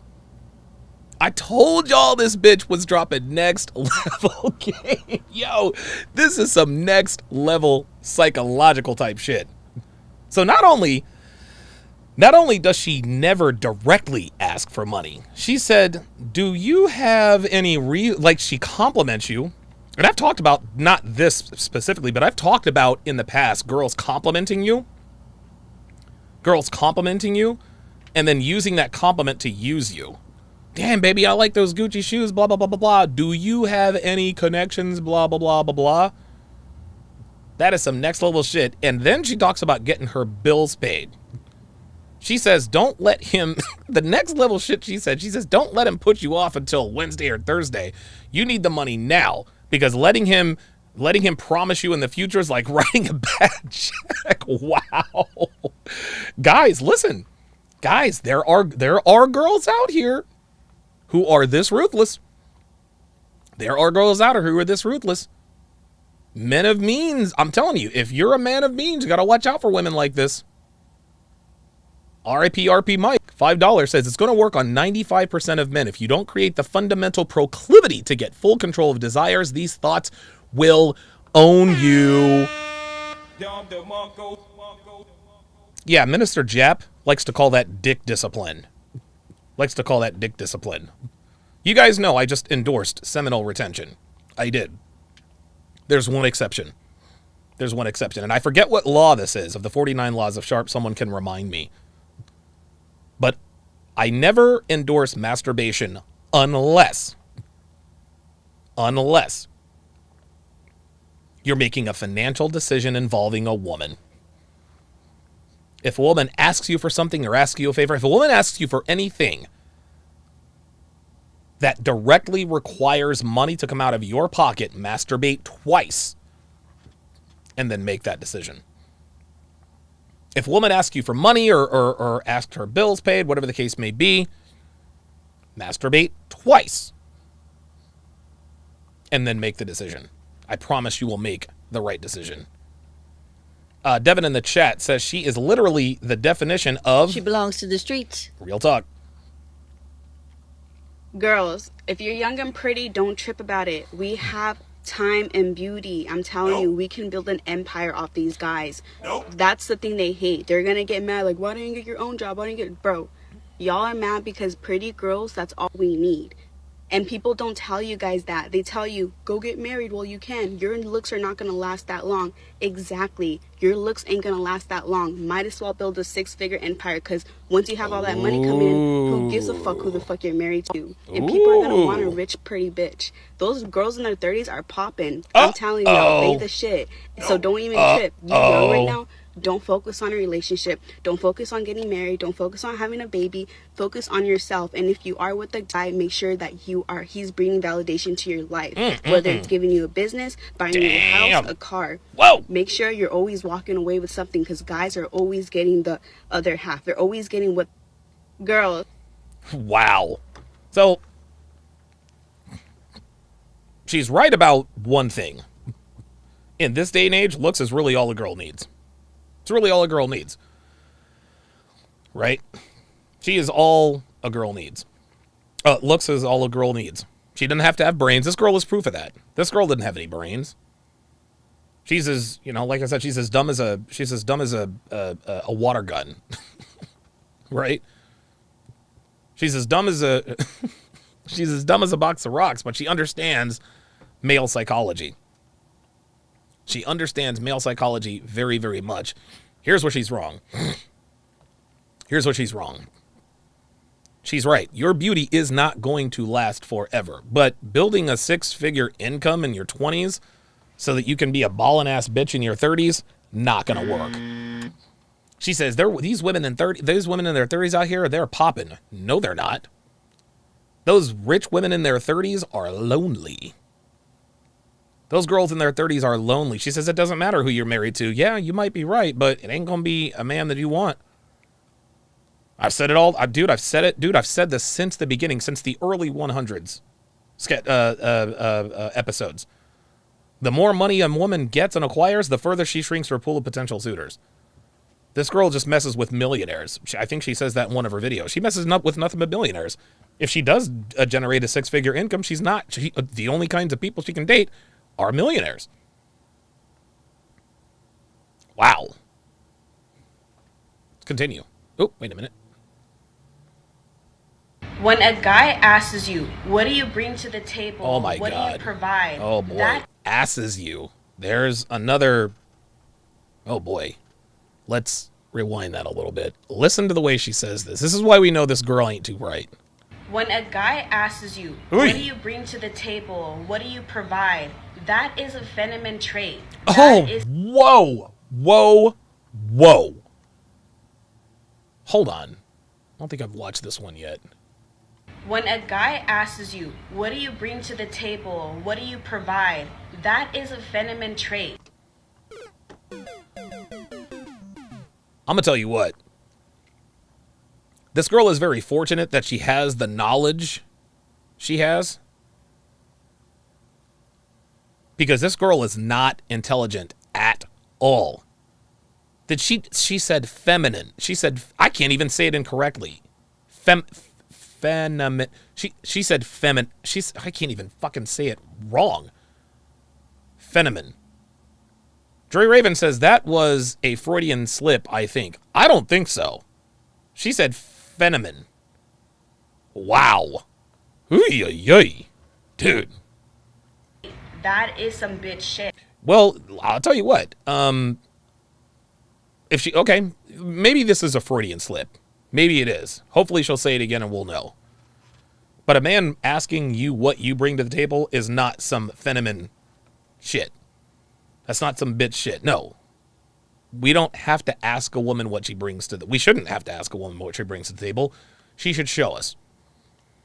So when a guy asks you that, you already know he's talking to you for the wrong intentions. He can't even provide for himself. And yet he's trying to build an emotional connection with you, trying to lay you down, trying to get your time, all the most valuable things out of you. And you girls will go 50-50 with the guy. You guys set those expectations up. If they want a masculine energy, they can just go date their homeboys. But okay, if guys have the full potential that... Now, this is broke men advice. So this. Okay, so she's talking about broke men. So that doesn't really... Okay, so this doesn't apply to us. So the only reason why other men will bring down other men that provide... She says other men will bring down other... Provide for women, call them simps and this, that. It's because it helps them sleep at night better, you know, knowing that... You know, because, you know, low-key when they sleep at night, they're like, damn, I'm honestly never able to provide for a woman and really have the respect as a king that I always wanted. So they make up these words like simp, and they make fun of these guys that provide for girls. This is funny. This video is for men, not women. She's saying, don't let these misogynistic assholes call you a simp. The reason they're calling you a simp is because they're broke and can't provide for themselves. So when you provide for girls like me, they're going to shame you for that. Don't let them shame you. Provide for me. Girls, but in person, they call these guys doctor, bosses, CEO, you know. Doctors, bosses, and CEOs can be simps, honey. Manager. These are who they are to them in person. But over line, when they're sat at their house with their minimum wage job, they call them simps. So the only reason why other men will bring down other men that provide for women, call them simps and this, that, it's because it's true. Like when you meet these guys, be mysterious. This kind of has nothing to do with that topic, but it does in a way. Okay, so when you meet these guys, never tell a guy what you're looking for. Don't say it's a sugar daddy. Don't say it's a boyfriend. Don't say it's a husband. Because once he sits down, he's like, oh, so what are you looking for? And you say, well, I'm looking for a husband. I'm looking for a boyfriend. Now, she's right, but for the wrong reason. Ladies, she's right, but for the wrong reason. The reason why you don't tell men what you're looking for is because your actions will tell you what he's looking for. If you fuck him on the first night, he is going to correctly assume that you just want a fuck buddy, and he's not going to take you seriously. But if I didn't have sex with him, he would have had sex with the other girl. But if I don't have sex with him, then he's going to have sex with other women. That means he's not looking for a relationship in the first place. Correct me if I'm wrong, ladies. Isn't that ultimately what you're looking for, a relationship? You don't want to be looked like as a hoe, right? You don't want to be looked like as a hoe, right? So don't sleep with him on the first date. Oh my God, he might sleep with another girl. Then he's not looking for anything serious, at which point you should probably want to eject. But secretly you don't want to, because you're actually a hoe. He's going to be like, damn, I barely met this girl and she already has a whole plan for me. Like, he's going to want to step back. He's going to set some boundaries. So we don't want that. What you're going to say is, you know what? I don't know. I'm not really looking for anything right now. I'm just trying to have some fun, you know, enjoy life. Because now he's going to build... When women say, I'm not looking for anything right now, I just want to enjoy life, that means She belongs to the streets. I'm not looking for anything right now. I want to enjoy my life now. You guys remember Brittany Petrarca on the Fresh and Fit podcast? I want to enjoy my life now. 25 is way too young to be married. Brittany Petrarca wants to be a hoe. I'm not mad at her for that. If she wants to be a hoe, I mean, listen, if girls want to be hoes, they want to be hoes. Where men go wrong is that they mistakenly commit to women who want to be hoes, and because they slept with you on the first date, you're assuming that they want to be in a relationship with you. No, nope. Sorry, not happening. Feel way more comfortable around you and open up. So when he's opening up and talking to you, you know, this girl has no expectations. She just trying to have some fun. When he's talking to you, sit back and observe everything. Things that he's talking to you about, you can use later on against him for Are you guys listening to this? Are you guys listening to this? Listen. money. So you See that? She says, pay attention. Pay attention to everything he does and says. Guys, this is golden advice. This is golden advice. This is what I tell you all the time. Do not sleepwalk with your interactions with women. Pay the fuck attention. This is why girls are getting over on y'all. This is why girls are finessing y'all. This is why girls are using y'all. This is why girls are cheating on y'all. This is why girls are burning you guys. You're so enthralled with the titties and the ass that you're not actually paying attention to what the fuck she's saying. But girls most certainly are paying attention to everything. They see your Gucci belt. They see your Versace glasses. They see your Rolex watch. They see your Audi, your Ferrari, or in some cases your Lamborghini. They see all that stuff. This is what happens when you lead with your wallet. Guys, men without game who have money always lead with their wallet, and girls like this waiting in the wings to take advantage. Real talk. You can use these things against him later on for money. For example, let's say he said he has an abusive mom and he grew up in an abusive household. Listen to this. This is the psychological stuff I'm talking about. Later on, you can use that excuse like, you know what, like, I'm having some family problems, this, that. So now you can make this up because he doesn't know about you too much because you're mysterious. Wow. And he also can relate to you. He's really liking you. I'm going to rewind now this. You can use that Listen to this. I want you guys to listen to around this. money to get something. I want you guys to listen to that sequence again, because this is solid fucking gold. This is why you can't. This is why you can't tell these bitches stuff. Sit back and observe everything. Things that he's talking to you about, you can use later on against him for money. So you can use these things against him later on for money. For example, let's say he said he has an abusive mom and he grew up in an abusive household. Later on, you can use that excuse like, you know what, like, I'm having some family problems, this, that. Wow. So now you can make this up because he doesn't know about you too much because you're mysterious. And he also can relate to you. He's really liking you. So now you can use that topic around money to get something out of him. So you girls will have to be really thinking about what you're going there for. You know what I mean? Look how at the game this. works. Just don't talk too much. That's what you girls be doing. Let him do that. Boost his ego up a little bit. And think about how you're going to get your next paycheck. Like, I can give y'all some more examples, on how I do it and shit. Wow, So, like, dude. This is why women want you to be vulnerable, guys. This is why mainstream media tells men, be vulnerable. The reason why women want you to be vulnerable is so that they can use it against you to exploit you. My mother was abusive. My father abused me. My priest isuba'd me, blah, blah, blah, blah, blah. All it takes is for her to channel that pain into extrapolating money from you. Oh my God, my little cousin just got fired from his job because of an abuse of something or other. Oh my God. And now you're like, oh, and that triggers you because you went through that. I'll give you a personal example. And this is where I went wrong. So I was on with O'Shea with the brother pill. And he made thousands of dollars in Super Chat. thousands of dollars in super chat. He never paid me one dime of the super chat money. Come to now, a little while ago, I was thinking that wasn't fair, but it was completely fair. So when I had guys on the 6, I would always split the super chats, 5 and 6 ways. Kevin told me that was the wrong thing to do. He said, Donovan, you're putting them on your platform. There's no need for you to also be spreading the super chats. You are giving them, not only are you giving them a bigger audience, you're actually splitting the profitability. You're the one who built the channel. Well, the reason why I wanted to split super chats is because I was quote unquote traumatized by O'Shea Duke Jackson not paying me super chats all the money that I made for him on his platform. I felt the need to make it right by dispersing the super chats because of the perceived wrong that was done to me. That's why I made that decision. This is directly what she's talking about. This is why you do not be vulnerable with women, especially if you do not know them. Vulnerability is femininity or femininity. I'm definitely going to clip that. Feminine. Vulnerability is feminine.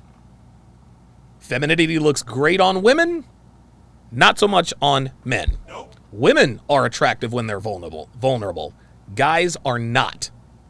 They're not. Wow, that was some next level fucking game. Jesus Christ. Holy God. So what you girls need to know is when you go meet these men, they don't care about how much money you make. You don't need to be making money already. Nope. You don't need to have a business or have your shit together to even catch a rich guy's attention.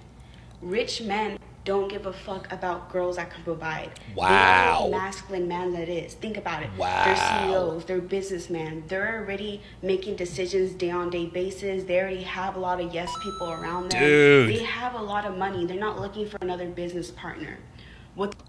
Yo! Look, I know there's probably the other shoe that's going to drop, but she's speaking straight facts here. Do you guys understand this? Do you guys understand this? This woman is embracing true femininity in order to exploit men. And to that end, she is completely honest about what men really want. See, girls, it's interesting. Most girls say, well, men want a strong and independent woman who can make their own money and blah, blah, blah, blah, blah. No. This woman's livelihood depends on her understanding the male id. Part of which is understanding that men of value, men with money, don't give a shit about a woman's accomplishments or her money. They do not care. And the reason she knows and acknowledges and understands that is because her livelihood quite literally depends upon it. This is why women who belong to high status or high value men embrace true femininity, because their livelihood literally depends on it. Devin has to be feminine because her livelihood depends on it. Devin adheres to all of the feminines. Well, not today. Today, not so much because she is really sick and I'm starting to get sick.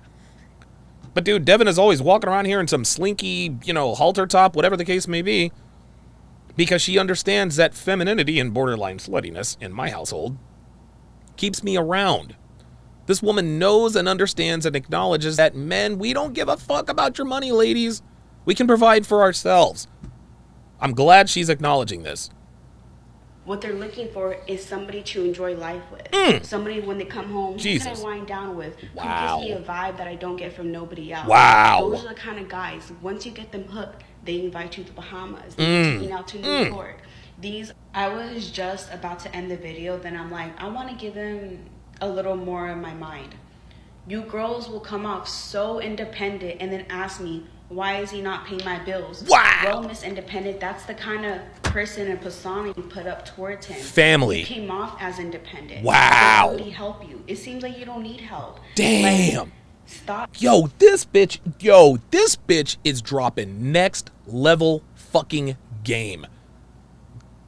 Like, dude, again, this is, like, listen, man, we can talk all the shit we want to about this girl. This girl is dropping fucking knowledge. This girl is dropping, honestly, man, you know what? I might reach out to this chick. I might reach out to this chick, man. I'm not kidding you. I might reach out to this chick and have her on my goddamn show. Because this woman, and look at the comments. Look at the comments. Look. Hold up. Wait a minute. Look at Janet Guzman says, damn, I've been doing it wrong all this time. Look at this. But she ain't lying, though. This is facts. Yes, look at this. Look, your money is meaningless to them. Unbelievable. It takes a sugar baby who finesses men on the regular to tell them men don't give a shit about your money before women finally acknowledge it as the truth. She's got the receipts. She's got dudes paying her bills. She ain't got no dude. She's not filling out W-2s.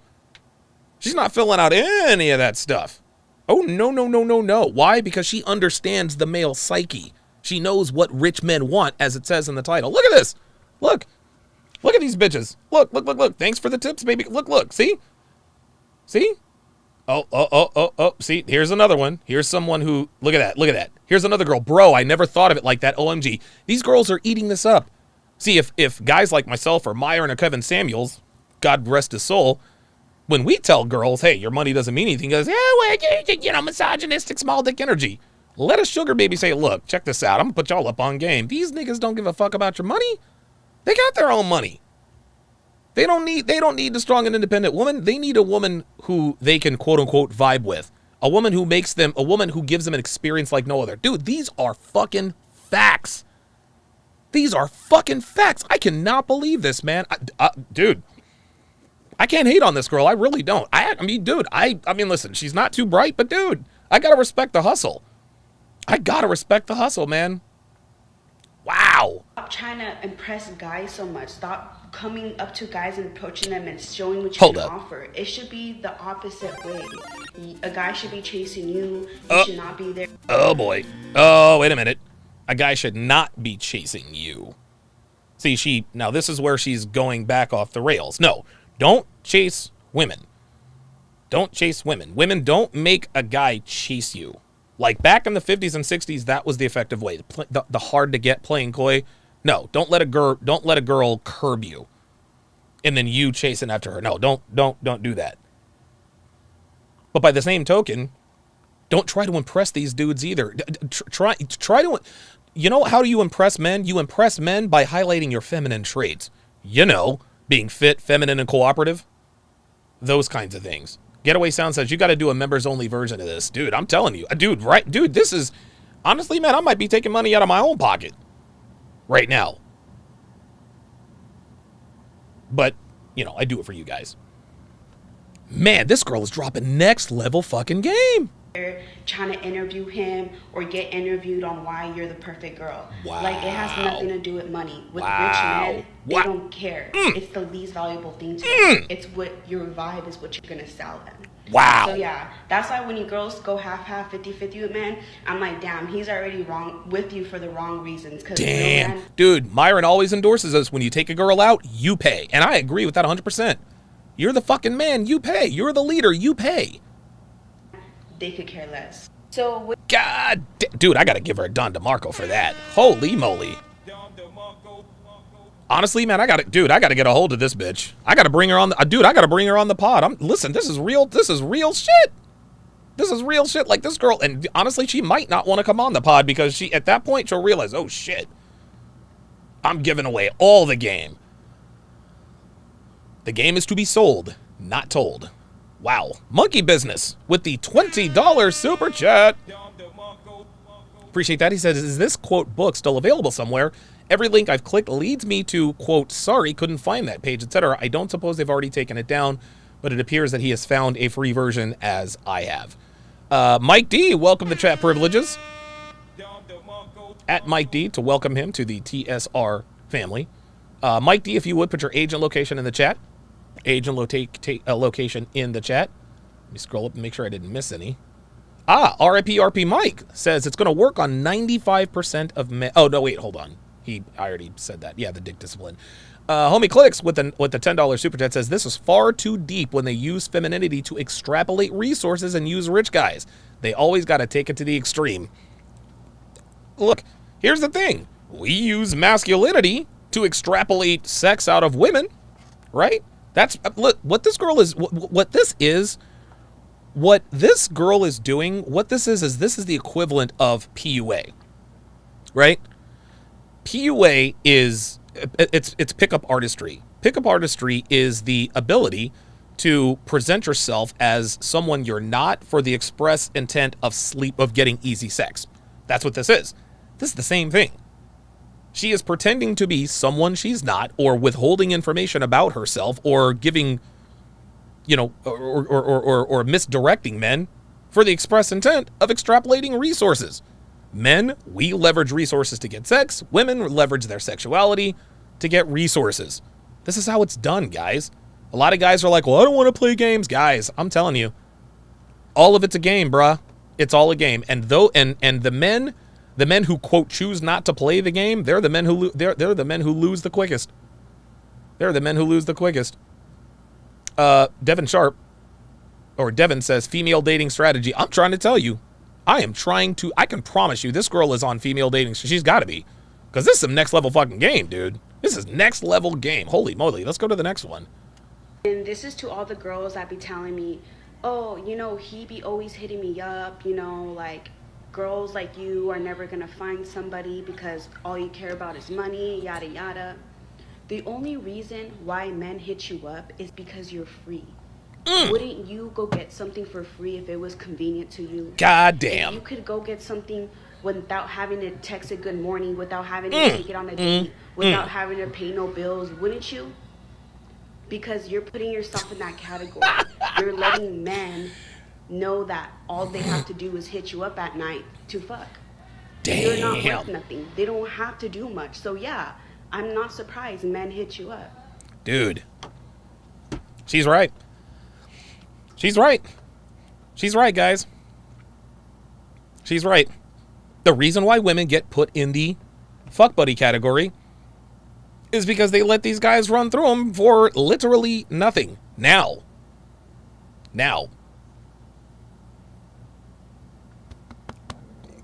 Pardon me. Here's the thing. It's what I talked about earlier. If you want a guy to like you, pursue you, and respect you, do everything except sleep with him. Give him the girlfriend treatment. Give him the girlfriend treatment, less the sex. This means texting him all. Look, you guys can rewind. But this is how girls stay out of the fuck friend zone. Wow.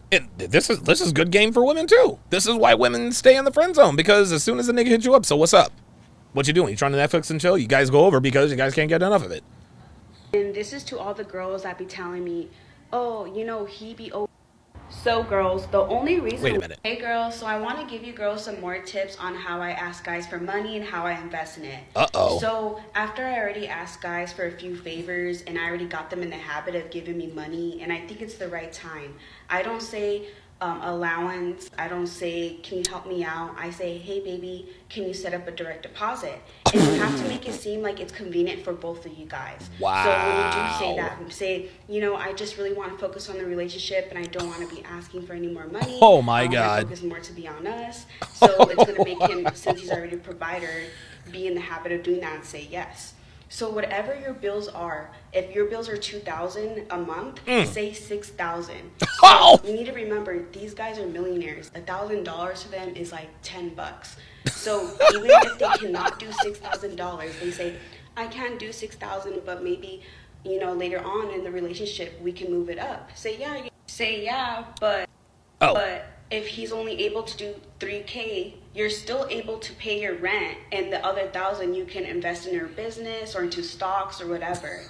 So always say the amount triple or twice. So whatever extra money you have, you're able to invest in it, buy for a car, whatnot. Yo, this bitch is fucking savage. I'm trying to think. This is after a while, you girls should have like common sense when you know it's like the right time to ask to get that direct deposit. So I'm gonna tell you what, with a mind like this, you shouldn't. At this point, she didn't really have to say the word phenomenon correctly.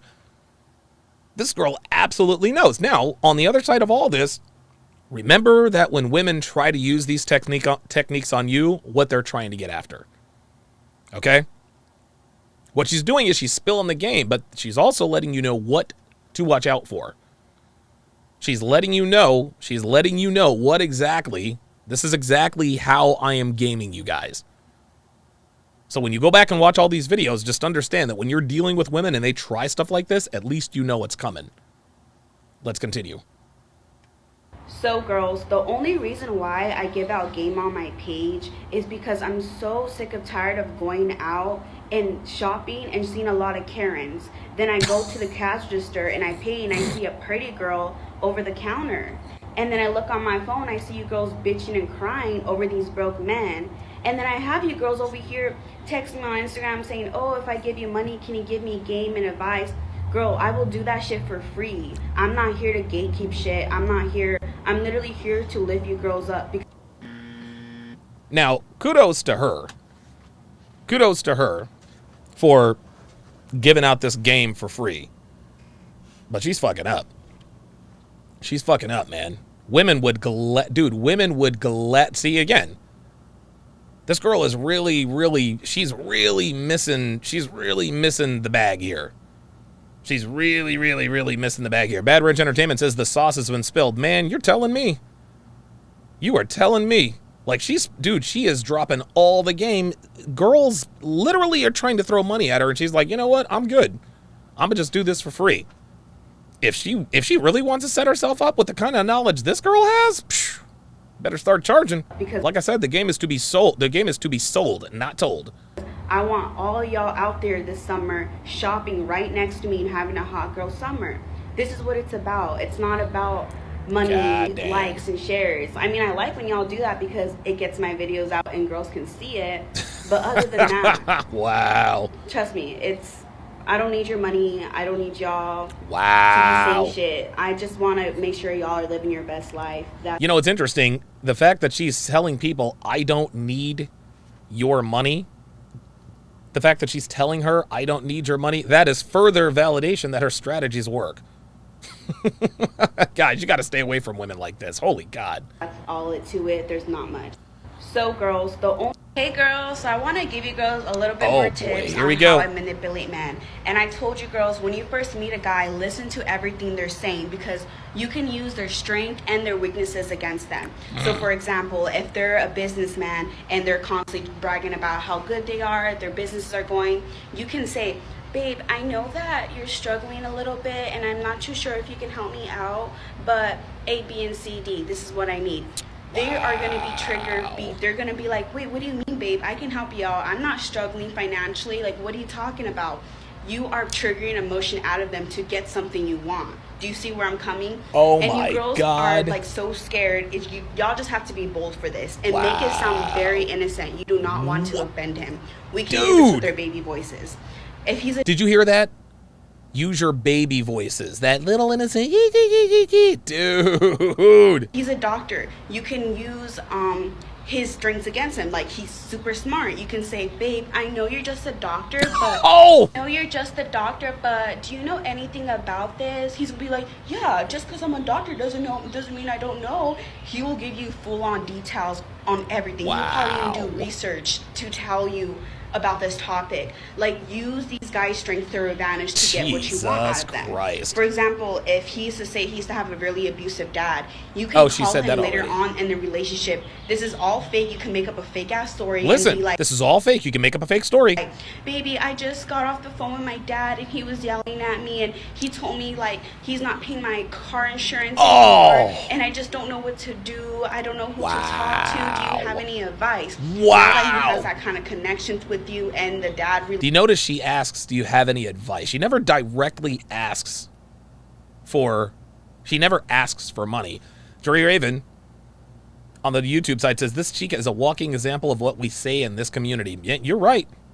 Relationship with he is going to step up and he's going to be like, well, babe, how much is it? How much is it? You know, like, are you okay? Yada yada. It's all a big ass mind game that use their real fucking talk. Dude, if a girl you're seeing calls you up with some bullshit story like that, you know she's trying to finesse. So some of you girls were asking me, where do I find these rich men at? So I did use this website. I like her hair though. I like her hair. and it's called Syncing Arrangements. And I like this website because We know about they'll that. have their background verified for you, their Facebook, their Instagram, so you know they're legit people. Ah, Devin says this advice only works if you are under 23 and a 10. Yeah, to some degree. To some degree. If you're a 10, this advice works, period. Listen, there are 27 and 28-year-olds who are 10s. This will work. But yeah, this kind of advice, you don't even have to be a 10, actually. This advice works if you are, hell, you don't even have to be a, dude, you can be an 8, a 9, or a 10. Sometimes even a 7 if your game is on point. There's also a website called Secret Benefits. Because this girl is not a 10, and apparently this works for her. That's also a good website. Yeah, Ostrike said, yeah, you could be a 7 and pull this off. Real talk. Real talk. Website, but it's not as good. Geeky Anomaly says, throw her a curveball and tell her, I'll talk to him for you. That's a good one. As Syncing Arrangements, but you'll still find a sugar daddy. These guys also like outdoor activities, so you can go to tennis games, golf tournaments. Wow. You can go to horse racing, nice restaurants, high-class restaurants, high-class clubs, wineries, gambling places, yacht parties. You can also go to business events to go meet these guys for real estate. Oh, see this? See, now she's starting to sound a little bit more intelligent. Now she's going to start using the connections that she has with these guys. You can also go to a nice neighborhood, walk around and walk your dog. You'll run into rich men. Dog parks next to the rich houses. I personally always messed with rich men, so they always been around. So wow. So if a guy is talking to you and he tells you, oh, your standards are too high, like nobody's ever going to do that, they're basically telling you, I don't think you deserve that, and I don't think people should be able to do that for you. Yeah. Even a lot of guys say, oh, my mom was my mother was a hard-working person, you know, this, that. Okay, that is amazing, but your mom was doing a job of 2 people. Why do you want your... Okay, so there's one video that I really wanted to show you guys. How to manipulate men for money, city girl tips. Hang on a second, guys, because I'm going to find this. This is the last one I want to play. Oh, here we are. So this video is entitled, Do I Feel Bad Playing Men? If you guys haven't listened to anything this woman has said, you need to listen to this. Do you ever think that karma's going to get to you? The simple answer is no. I don't care. I don't feel... And the reason why she doesn't care is because she knows karma does not exist, guys. Karma does not exist. Okay? That's all there is to it. That's all there is to it. Karma does not... Dude, karma doesn't exist. And this girl knows it. That's why she didn't feel bad. Or one of the reasons. Bad at all playing these men. No remorse, no feelings towards them at all. Every time I do a guy dirty, the only thing that goes through my head is, did I elevate? Am I in a better position than I was yesterday? Am I happy? And if all those answers are yes, then I did amazing. I could care less. I actually envy myself a lot. The most smartest people on this earth said, if you don't... The most smartest people. She doesn't have... Listen, she doesn't have too strong a command of the English language, but the bitch is smart. If you don't need to work, then don't work. I found out how to not work and get my business fun just by the way I talk. I could care less about how these guys feel. If their heart's broken because of me, that's something they need to personally deal with. That's their fault for getting their hopes up. Goddamn right. She's right. Don't care. So... Hey, there it is, guys. There it is. You want to know something? You want to know something, man? You want to know something? She's right. She's right. Don't get me wrong. Before the manosphere existed, guys getting played, and listen, before the manosphere existed, the internet existed. You know, I mean, we understand that. We understand that that the internet really helped and hurt everybody for the most part. But at the end of the day, guys, she's right. Okay, and that's what you need to understand about uncouth women. They don't give a damn. They don't care about you. They couldn't care less that they left you hurt and broke and heartbroken. They do not care. They don't. They don't. Women like this are absolutely heartless. They're heartless. This girl's a savage, man. man. She's smart and she's a savage. She'd make a hell of a salesperson. I do know that. But this is what I'm talking about, guys. And guys, again, law, I forget what law this is, but for every one man that gets over on a woman, she's done the same thing to 36 men. This woman is proof of it. Now, this woman has probably done it to hundreds of men, but the average woman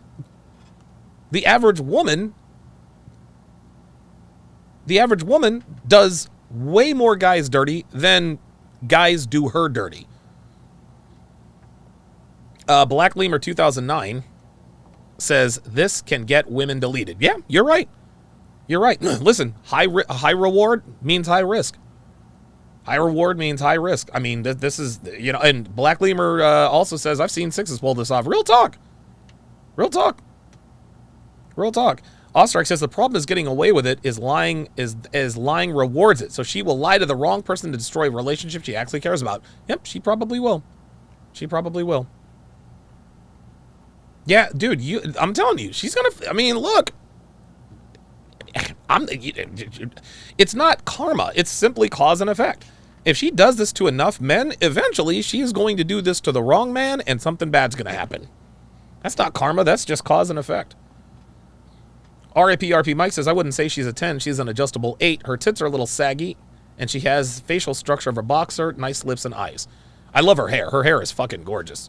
Love her hair, dude. Love her hair. Hang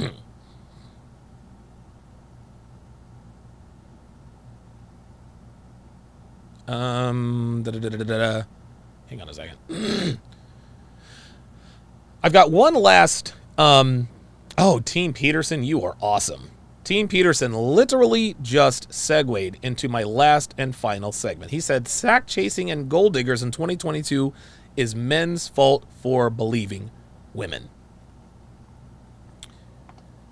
So we've all heard of the term gold digger, right? And it basically means a female who is only interested in you because of the money you make, like this one right here. That's what this is. Gold diggers are not interested in dudes whose net worth isn't around or at least 7 figures. Okay? They're not interested in short-term relationships with wealthy men. Now, this woman is interested in short-term relationships with wealthy men. She's not really a gold digger. She's a sugar baby. They're looking for short-term relationships with multiple men. But these girls are looking to a rich guy to cash them out and provide them with a good life. Now, I lived in Vegas for almost 8 years, and I've been around, I've seen, and I've hung out with every level of gold digger there is out there, guys. I've also had extensive conversations with men who have experience with a lot of these girls. Guys, I'm talking nightclub owners, bouncers, business owners, the top level Vegas DJ I actually became pretty good friends with. I've hung out with strip club owners, high-level drug dealers. I mean, I've talked to a lot of these dudes. And gold digging females is almost always a topic of discussion when we're sitting around shooting the shit. Anyway, and a lot of us in here need to listen to this. One thing that became very clear to me is that depending upon their goals, not all of these women have the same motivations. So before I continue this, let me break a few of them down for you guys, based on what I've seen, heard, and experienced, so you guys can understand the differences in their characteristics in relation to their motivations. Pay attention. Gold diggers are primarily looking to lock down a rich guy long-term by getting him to either marry her or get her pregnant. Now, there are other kinds of gold diggers out there, but most of them don't want to be fucking 10 rich dudes. They want to trap just one once, right? Once they found a target, that's it, right? They find a target they think they can latch onto. They concentrate their efforts on him and him alone. Okay. But I'm not going to focus on gold diggers or rich guys right now, okay? I know you guys probably thought I was, but I'm not. We're going to talk about the kinds of women that most men encounter that they categorize as gold diggers. Yes, these women definitely use men for money, but they are one level below gold diggers. These women are what I call silver miners. It's just a term that I made up. Gold diggers, silver miners. Okay? Yes, I just made that up. But the big difference between silver miners and gold diggers is that silver miners use men as ATMs to fund their lifestyles. Okay? These are females who keep a few men in rotation who pay her bills, her rent, her utilities, car payments, give her gifts, take her on vacations and such. This girl messes with millionaires. She's talking about getting, pardon me, she's talking about getting $6,000 direct deposits. Right? Gold diggers have one man paying for everything. They go from man to man. They have one man paying for everything. Silver miners have multiple guys. If you're hot enough, you can get one guy to pay all your bills. Most girls aren't 8s, 9s, or 10s. Now, you might think these chicks are the same as gold diggers, but they are not. Again, remember, gold diggers are mostly looking for long-term commitment from wealthy men. They're not looking for anything short-term. They're not looking for a temporary arrangement. Gold diggers are looking for something permanent with a man whose verifiable net worth is at least 7 figures. Silver miners are not the same as sugar babies either. Sugar babies are temporary gold diggers, like the woman on your screen beside me, who aren't looking to settle down with one rich guy, at least not yet. They've usually got 2 or 3 rich guys on rotation they use to fund their lifestyles. But their end game eventually is to consolidate on one of them at some point. So in the meantime, they juggle a few wealthy men for a few years until they decide which one that they're going to get into a long-term relationship with. Again, 7-figure net worth or more. Silver miners, which is what men like us will run into most of the time because very few of us are millionaires, are females looking for multiple men to finance their lives but aren't looking for marriage or anything permanent yet. Now, some of you might think, okay, Donovan, you just said that about sugar babies, and that's understandable. But there are 2 major differences between men that sugar babies target and men that silver miners target. The first difference is your net worth. Your net worth doesn't matter to silver miners. So long as she sees you make decent money, you can afford a relatively good lifestyle, and can discern that your discretionary income can take care of one part of her finances, she will latch on to you and gauge you as a potential benefactor. The second difference is that silver miners are never, ever looking to get with you long term. Okay, so you make $125,000 a year. Not good enough for a silver miner long term. Short term, definitely. But long term is out as far as she's concerned. And herein lies the flaw with their strategy. Listen closely. Most silver miners think they can be gold diggers or sugar babies, and a very small percentage of them might be able to if they get lucky and things break right for them in a few ways, and even then, it's still an uphill battle. But the fact that they think they can consolidate on one man worth 7 figures or more means that they can never entertain thoughts of a long-term relationship with a man who isn't. Where this is detrimental to any given man that finances part of their lifestyles is that he stays on that treadmill thinking that if he keeps paying her car note or whatever bill he's agreed to pay every month, that eventually she'll want to be with him long term because he makes great money and she's sleeping with him. But unfortunately, he doesn't realize that he doesn't make enough money to meet her expectations in terms of what she feels she deserves lifestyle-wise long term. Gentlemen, I'm here to tell you, silver miners are never just dating one dude because he's not going to make enough money to pay all her bills. Again, he makes good money, but he's not rich enough to completely finance her lifestyle. So she usually rounds up 4 or 5 different men, and each one of them takes care of a bill. She'll have one guy pay her electric bill. She'll have one guy pay her cell phone bill, which usually means she gets a new phone out of the deal. One guy takes care of her rent. One guy takes care of car payment. One guy gives her maybe a small weekly allowance, right?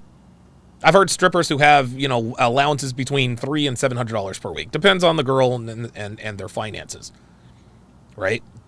Only the hottest of girls can consolidate on one man to pay all her bills. Girls who are not so lucky, they got to use many guys. Now, like I was just saying, these particular women, they're not the 9s and 10s of the world, okay? 9s and 10s usually aren't silver miners because their looks allow them to be top-level gold diggers. They have the kind of beauty that rich men want to take exclusive possession of. They're beautiful in the face, perfect body, great legs, great ass, big perky tits, and a lot of the time, they're fake. That's a 10. That's a 10. And by the way, we're not going to get, and guys, we're not going to get into what constitutes a 10 or not, okay? We all have differences in tastes and preferences, so there's no need to flood the comments with, well, she's not a 10, because beauty is highly subjective from man to man. But by the same token, we all know that there are females who that close to 100% of men would fuck if they had the chance. So we're going to use that as our barometer. There's no need to get sidetracked, on a debate regarding something as subjective as beauty preferences. Anyway, if a girl's a 9 or a 10, she knows she doesn't have to fuck as many men because she can get more for her looks. Dude, one girl I knew was a high-end escort, actually said to me at this party, she says, why fuck 4 guys for one lifestyle when you can just fuck 1 for 1? And it made all the sense in the world. No, silver miners are high 7s and 8s, sometimes even 6s. A high 7 is defined as maybe an above average looking girl in the face with an unbelievable body. She's not ugly, but she's not naturally beautiful like a 9 or a 10, but she's got a great ass, great tits, great leg, flat stomach, long hair, etc., etc. A high 7 can score a higher value man than a regular 7 because of her body, which is under her control. But you'll find that the vast majority of silver miners aren't 9s and 10s. They generally fall between hard, high 6s and maybe low 8s. There are exceptions to the rule in both cases, but those cases are rare. Now, most of us in here probably aren't millionaires, myself included. Okay? Those guys have to worry about, millionaires have to worry about top-level gold diggers. We don't, at least not yet. But even if you're broke right now or don't make a lot of money right now, eventually you will start making money if you are living the kind of lifestyle and working on money muscles game. And trust me when I tell you that women will definitely start to take notice, including silver miners. Devin, if you're watching, come and grab Walter. Come and grab Walter. Please. He's meowing at me. All right, hang on, buddy. A lot of guys out here are dating good-looking women, but they don't realize they're dating a silver miner. So now I'm going to give you guys, this is next level. I'm going to give you guys 8 signs you are dealing with a silver miner. Okay? A female who is using you as an ATM machine until you are unable to finance parts of her lifestyle. Of course, you guys can hear Walter. Hang on. All right, little buddy. You want out? Come on. Out you go. Oh, okay.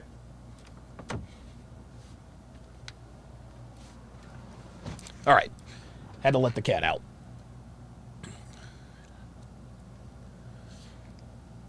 Sign number 1. She is overly curious about what you do for a living up front. Now, gold diggers and sugar babies, they're curious as well. That's obvious.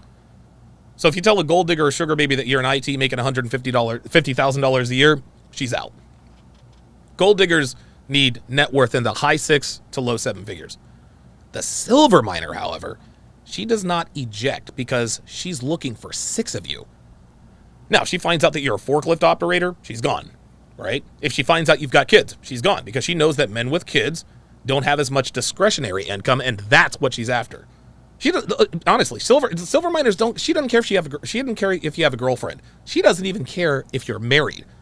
She cares if you have kids. Girlfriends can be expensive, and so can wives. But kids are always expensive. And unless you're a millionaire, you can't afford her long term, and the silver miner is out. Number 2, she never brings her purse or money. Not only does she not pay because she can't afford to, we're going to get into more of that later. She doesn't pay because she wants to make sure you can foot the bill all the time, every time.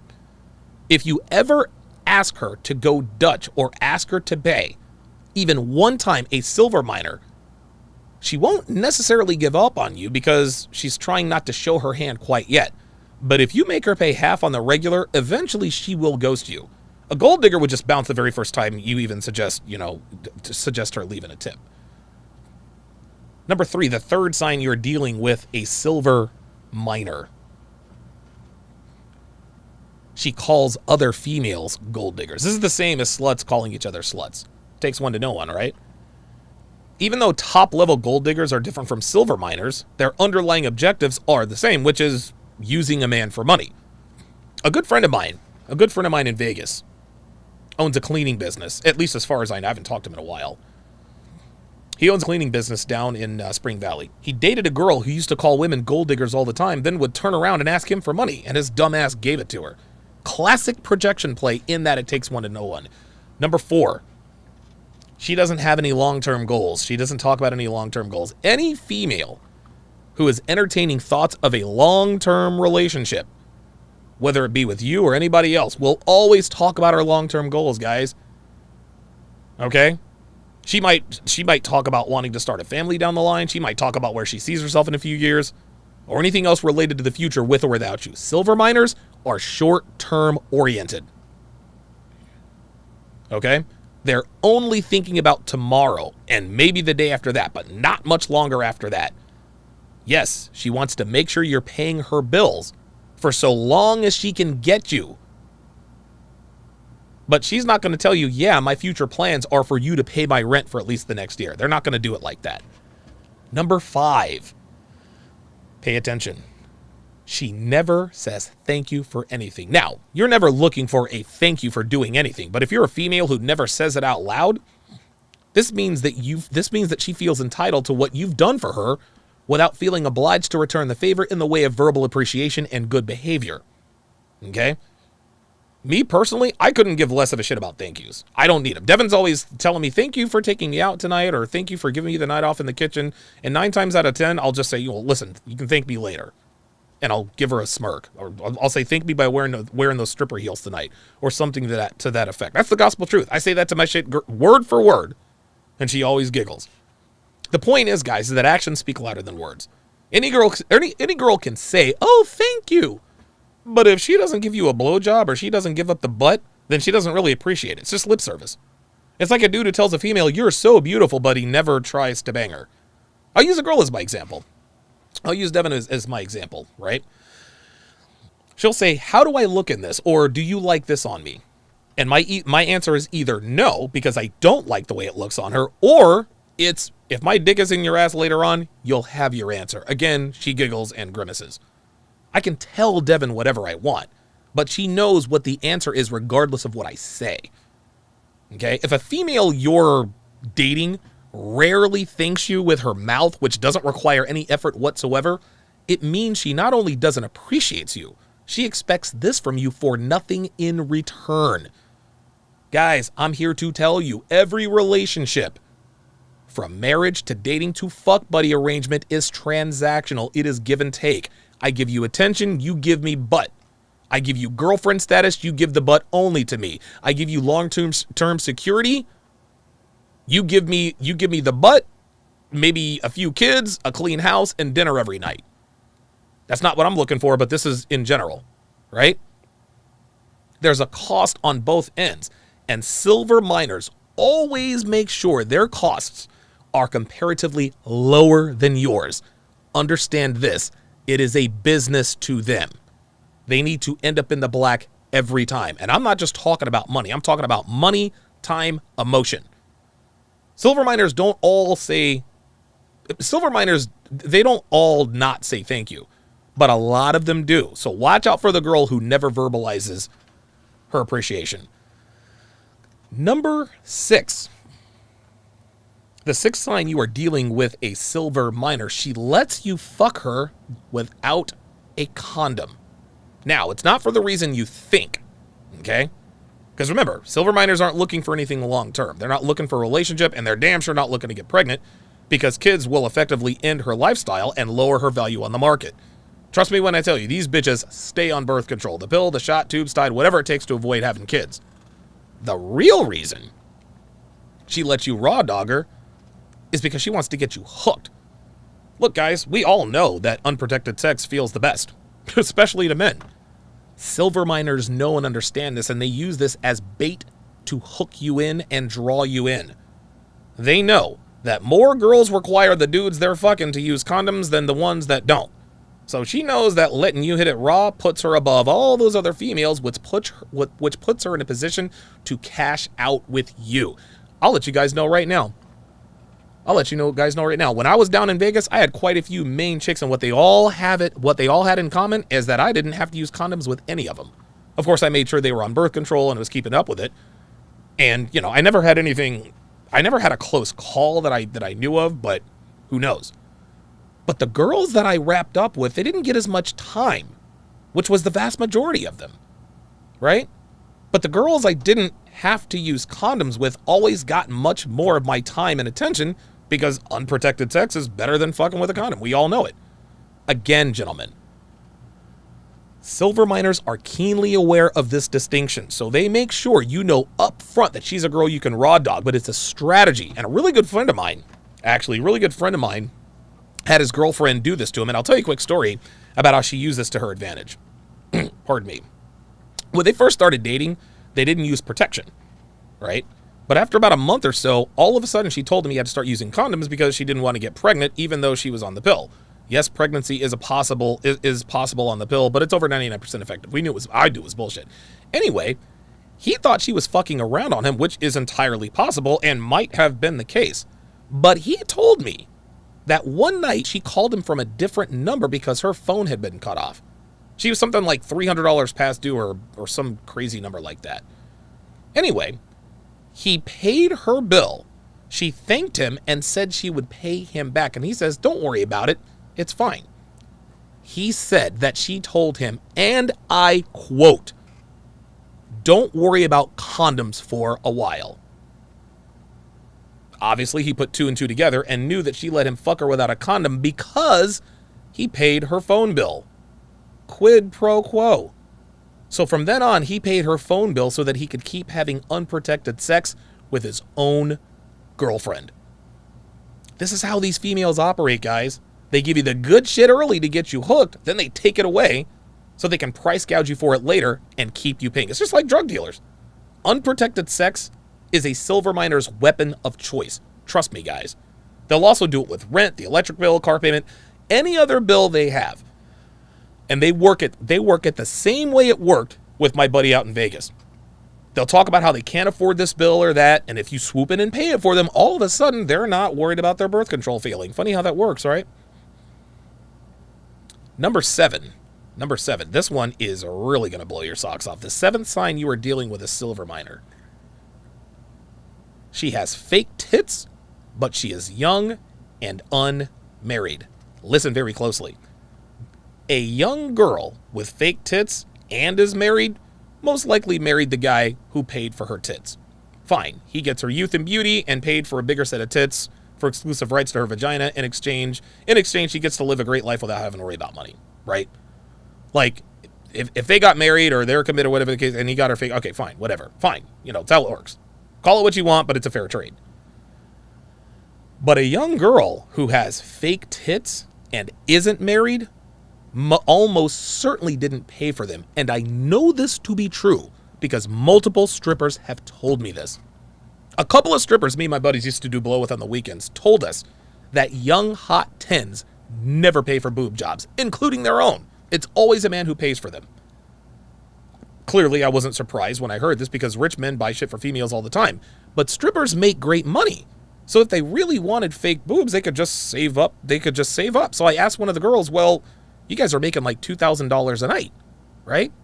Sometimes 2-3 times a week. Couldn't you have just saved up? And one of the girls said to me, yeah, but I'm bad with money. Plus, I got to pay the bouncers, the DJ, the pole dues. So even though I do go home with a bunch of cash on a good night, I've never been good at saving money. So why save up when I can just get somebody to buy them for me? So I said, okay, but boob jobs are like $5,000, right? Like, you could have that in a few nights. And she says, yeah, but if you want your tits to leak, if you want your tits to leak or hurt or look funny or have huge scars, but the best boob jobs are like $15,000, $20,000. And then she said, listen to this. I don't know any stage girls who save money like that, especially when they know they can get pretty much anything they want, anytime they want, from any man they want. Unbelievable. Devin's boob job cost us a shade over $15,000, and they are fabulous. And guys, guess what? The stripper was absolutely right. Girls are terrible with money. And hot girls who take off their clothes for strangers to make money, they blow it all the time and never worry about it because they know they can get some dude to pay a bill when they're broke. Dude, strippers blow their money on cocaine, expensive liquor, drugs, expensive clothes, shoes, all that dumb shit. Dude, one chick used to party with us was on and off heroin all the time. She was either in rehab or she was on a bend or she was really bad off. But the point is, there was always someone to bail them out if they get in trouble financially, and that's why they never really save their money. Now, what's that all got to do with us? Simple. And listen very carefully, because I guarantee you this is something you don't know unless you've spent time in the Vegas nightlife scene, and that is that most men who pay for boob jobs are not rich. Let me say it again. Most men who pay for boob jobs are not rich. Yeah, they make good money. They make into the low six figures, but they're not ballers. They're not pushing Lambos. They're not living in penthouses on the strip. These guys might have some money saved up or they have really good credit, but they can't just waltz into a casino and get comped a suite and six-figure markers. No. So a silver miner gets her hooks in that guy, and he ends up either taking money from his savings or financing the surgery. Here's something else you guys probably didn't realize. Rich guys don't have to pay for boob jobs. Okay? He can get the girl who's already got the fake tits. Rich guys let the not so rich guys pay for boob jobs, then swoop in and steal the girls, not having paid for a damn thing. And that's where guys like us come in. The true players of the world. Now, me right now, listen, I'm not rich by any stretch of the imagination, but I've got a bit of a nest egg, right? I could afford to buy my girl a quality boob job. And like I said, if you guys are living this lifestyle, it's only a matter of time before you start making good money and start socking away money for a rainy day. When that day comes and a silver miner with small tits targets you and finds out that you are capable of buying fake tits for her, and you do, she will send you that breakup text the minute she wakes up in post-op. This has happened to many, many men out there. I don't know any personally, but dude, you can do a quick Google search and you can see plenty of stories involving girls, using dudes to pay for their breast enlargement surgery and then ghosting on them. Happens all the time. I actually dated a girl who pulled this trick on a guy she suckered 3 weeks before meeting me. 3 weeks before meeting me. She was still wearing the surgical bra that they give her. So if your girl starts talking about a boob job and how she wishes she could afford him, you know it's only a matter of time before she asks you to pay for them. And if you do, you can kiss her goodbye. Number 8. The eighth and final sign. You are dealing with a silver miner. Her lifestyle does not match her income. Let's go back to the girl that I just told you about. The girl that tricked a guy into paying for her fake tits.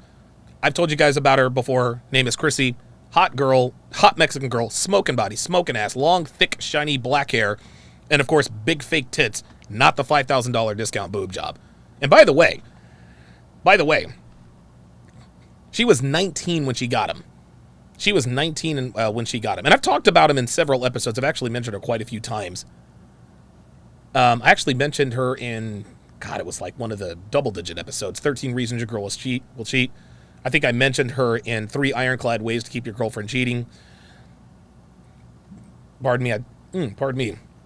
I talked about her extensively in episode 37, the downsides of dating 9s and 10s. I think I remember mentioning her in 8 ways having attractive female friends can benefit you. I don't remember what episode numbers, but I've mentioned her quite a bit over the years. Anyway,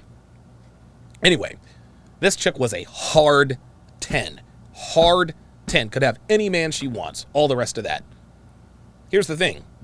When I met her, she was a waitress at Planet Hollywood, and eventually she got promoted to a hostess, but we know waitresses and hostesses don't make shit, even the super hot ones.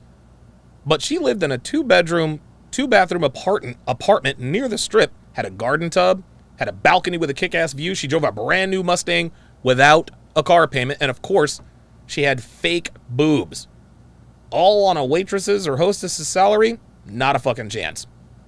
Not a fucking chance. It was obvious to me from the start that she was a girl who used men for money, because I knew that there was no way she could afford her lifestyle with the money she made. Now, she could have been a stripper if she wanted to, but why shake your ass for strangers to pay bills when you can get your bills paid without having to rely on the pole? The point is, guys, is that if you meet a hot girl who has name brand everything, a 70-inch flat screen, lives in a luxury apartment, and drives a nice car, but she tells you she works at the mall, you know her lifestyle is financed by other men, which means you're going to be the next one on her roster if you let her. So that is the difference between gold diggers and silver miners. Dre Raven says, so would that make OnlyFans girls copper miners? That's a good question. It's a good assessment. Oh my goodness. I'm gonna tell you what, guys. I can feel myself. I can feel myself getting sick, man. I can feel it in the back of my throat. I hope I can beat this. I really, really do. I really hope I can get over this before it gets a hold of me. But I'm gonna drink plenty of fluids. I'm gonna drink plenty of fluids. I'm gonna drink. Man, oh man, I do not want to. Oh God, I hate being sick. I don't get sick often, but when I do, it's bad. It's really bad. So I'm hoping that I can beat this sickness. One thing that I've noticed is that my camera slider, the battery of my camera slider lasts a lot longer because the weight of my iPhone is nowhere near the weight of my video camera. So I can keep, dude, I've been going now for what, 3 hours? I've been going for almost 3 hours, and Jesus, I'm still at 91%. Holy smokes. Holy smokes. Guys, thank you ever so much for choosing to spend your Friday afternoon and evening with me. Myron says this a lot, and I agree with him. You guys could be anywhere in the world right now. You really could. You guys have a lot. Listen, you guys have so many more options. You guys have so many options in terms of what to do on a Friday evening. You guys could be out with your buddies drinking. You could be doing some of your other projects. You can even be watching other podcasts. But the fact that you guys chose to spend 3 hours of your day with me, guys, that means the world. That means the world. This is why I work as hard as I do. That's why I work as hard as I do. So, Devin and I, we're going to try to get some rest. She's been feeling like, dude, she has been absolutely feeling like dog shit lately. Holy moly. Dude, oh my, dude, she was so sick yesterday, I had to walk the dogs. Devin normally walks the dogs afternoon and night. Afternoon, she walks them in the morning and in the afternoon. I had to walk the dogs yesterday. She seems to be... Hellfunk says, get yourself Alka-Seltzer cold effervescent. I use it every time I get sick. Good looking out. I'm going to go pick some up right after this podcast. Good looking out. Fucking good looking out. I'm definitely going to do that. Because you know what? I actually used to use Alka-Seltzer. I used to use the Alka-Seltzer cold and flu. I used to use that all the time, but I don't anymore. Wow. Dude, I'm going to definitely get some. Dude, as soon as I get done with this podcast, I'm driving right to Target and I'm grabbing some of that because I need it. Because I can feel, you guys know what it is. You feel yourself getting sick, right? It kind of gets worse throughout the day. Your energy is down. You're kind of sore. You wake up the next day. You feel like absolute dog shit. I woke up at 3:30 this morning because I couldn't sleep through the night. I felt like crap. I came into the studio. I did a little bit of work, hung out with Walter. Then I got back in bed, slept another couple hours, woke back up after that. But man, dude, good advice. I'm going to go get me some Alka-Seltzer cold and flu. Oh, elderberry and vitamins. Okay, here we go. Yes, sir. Zinc, vitamin C, vitamin D. I'm screen grabbing all of that because I hate being sick. Elderberry, vitamin, and vitamin C. Very good. But don't use the zinc spray. It kills your sense of smell permanently. Whoa! God damn, we don't need that. Fucking A. All right, zinc, vitamin C, vitamin D, elderberry, and Alka-Seltzer cold and flu. I'm going to pick all that shit up right now. That is going to do it for this, the 858th edition of TSR Live. Again, my thanks to you, gentlemen, for being supportive of me, supporting the podcast. Hopefully you guys have a good weekend. If I'm feeling better, I'll see you tomorrow at 3. Take care, guys. Have a good night.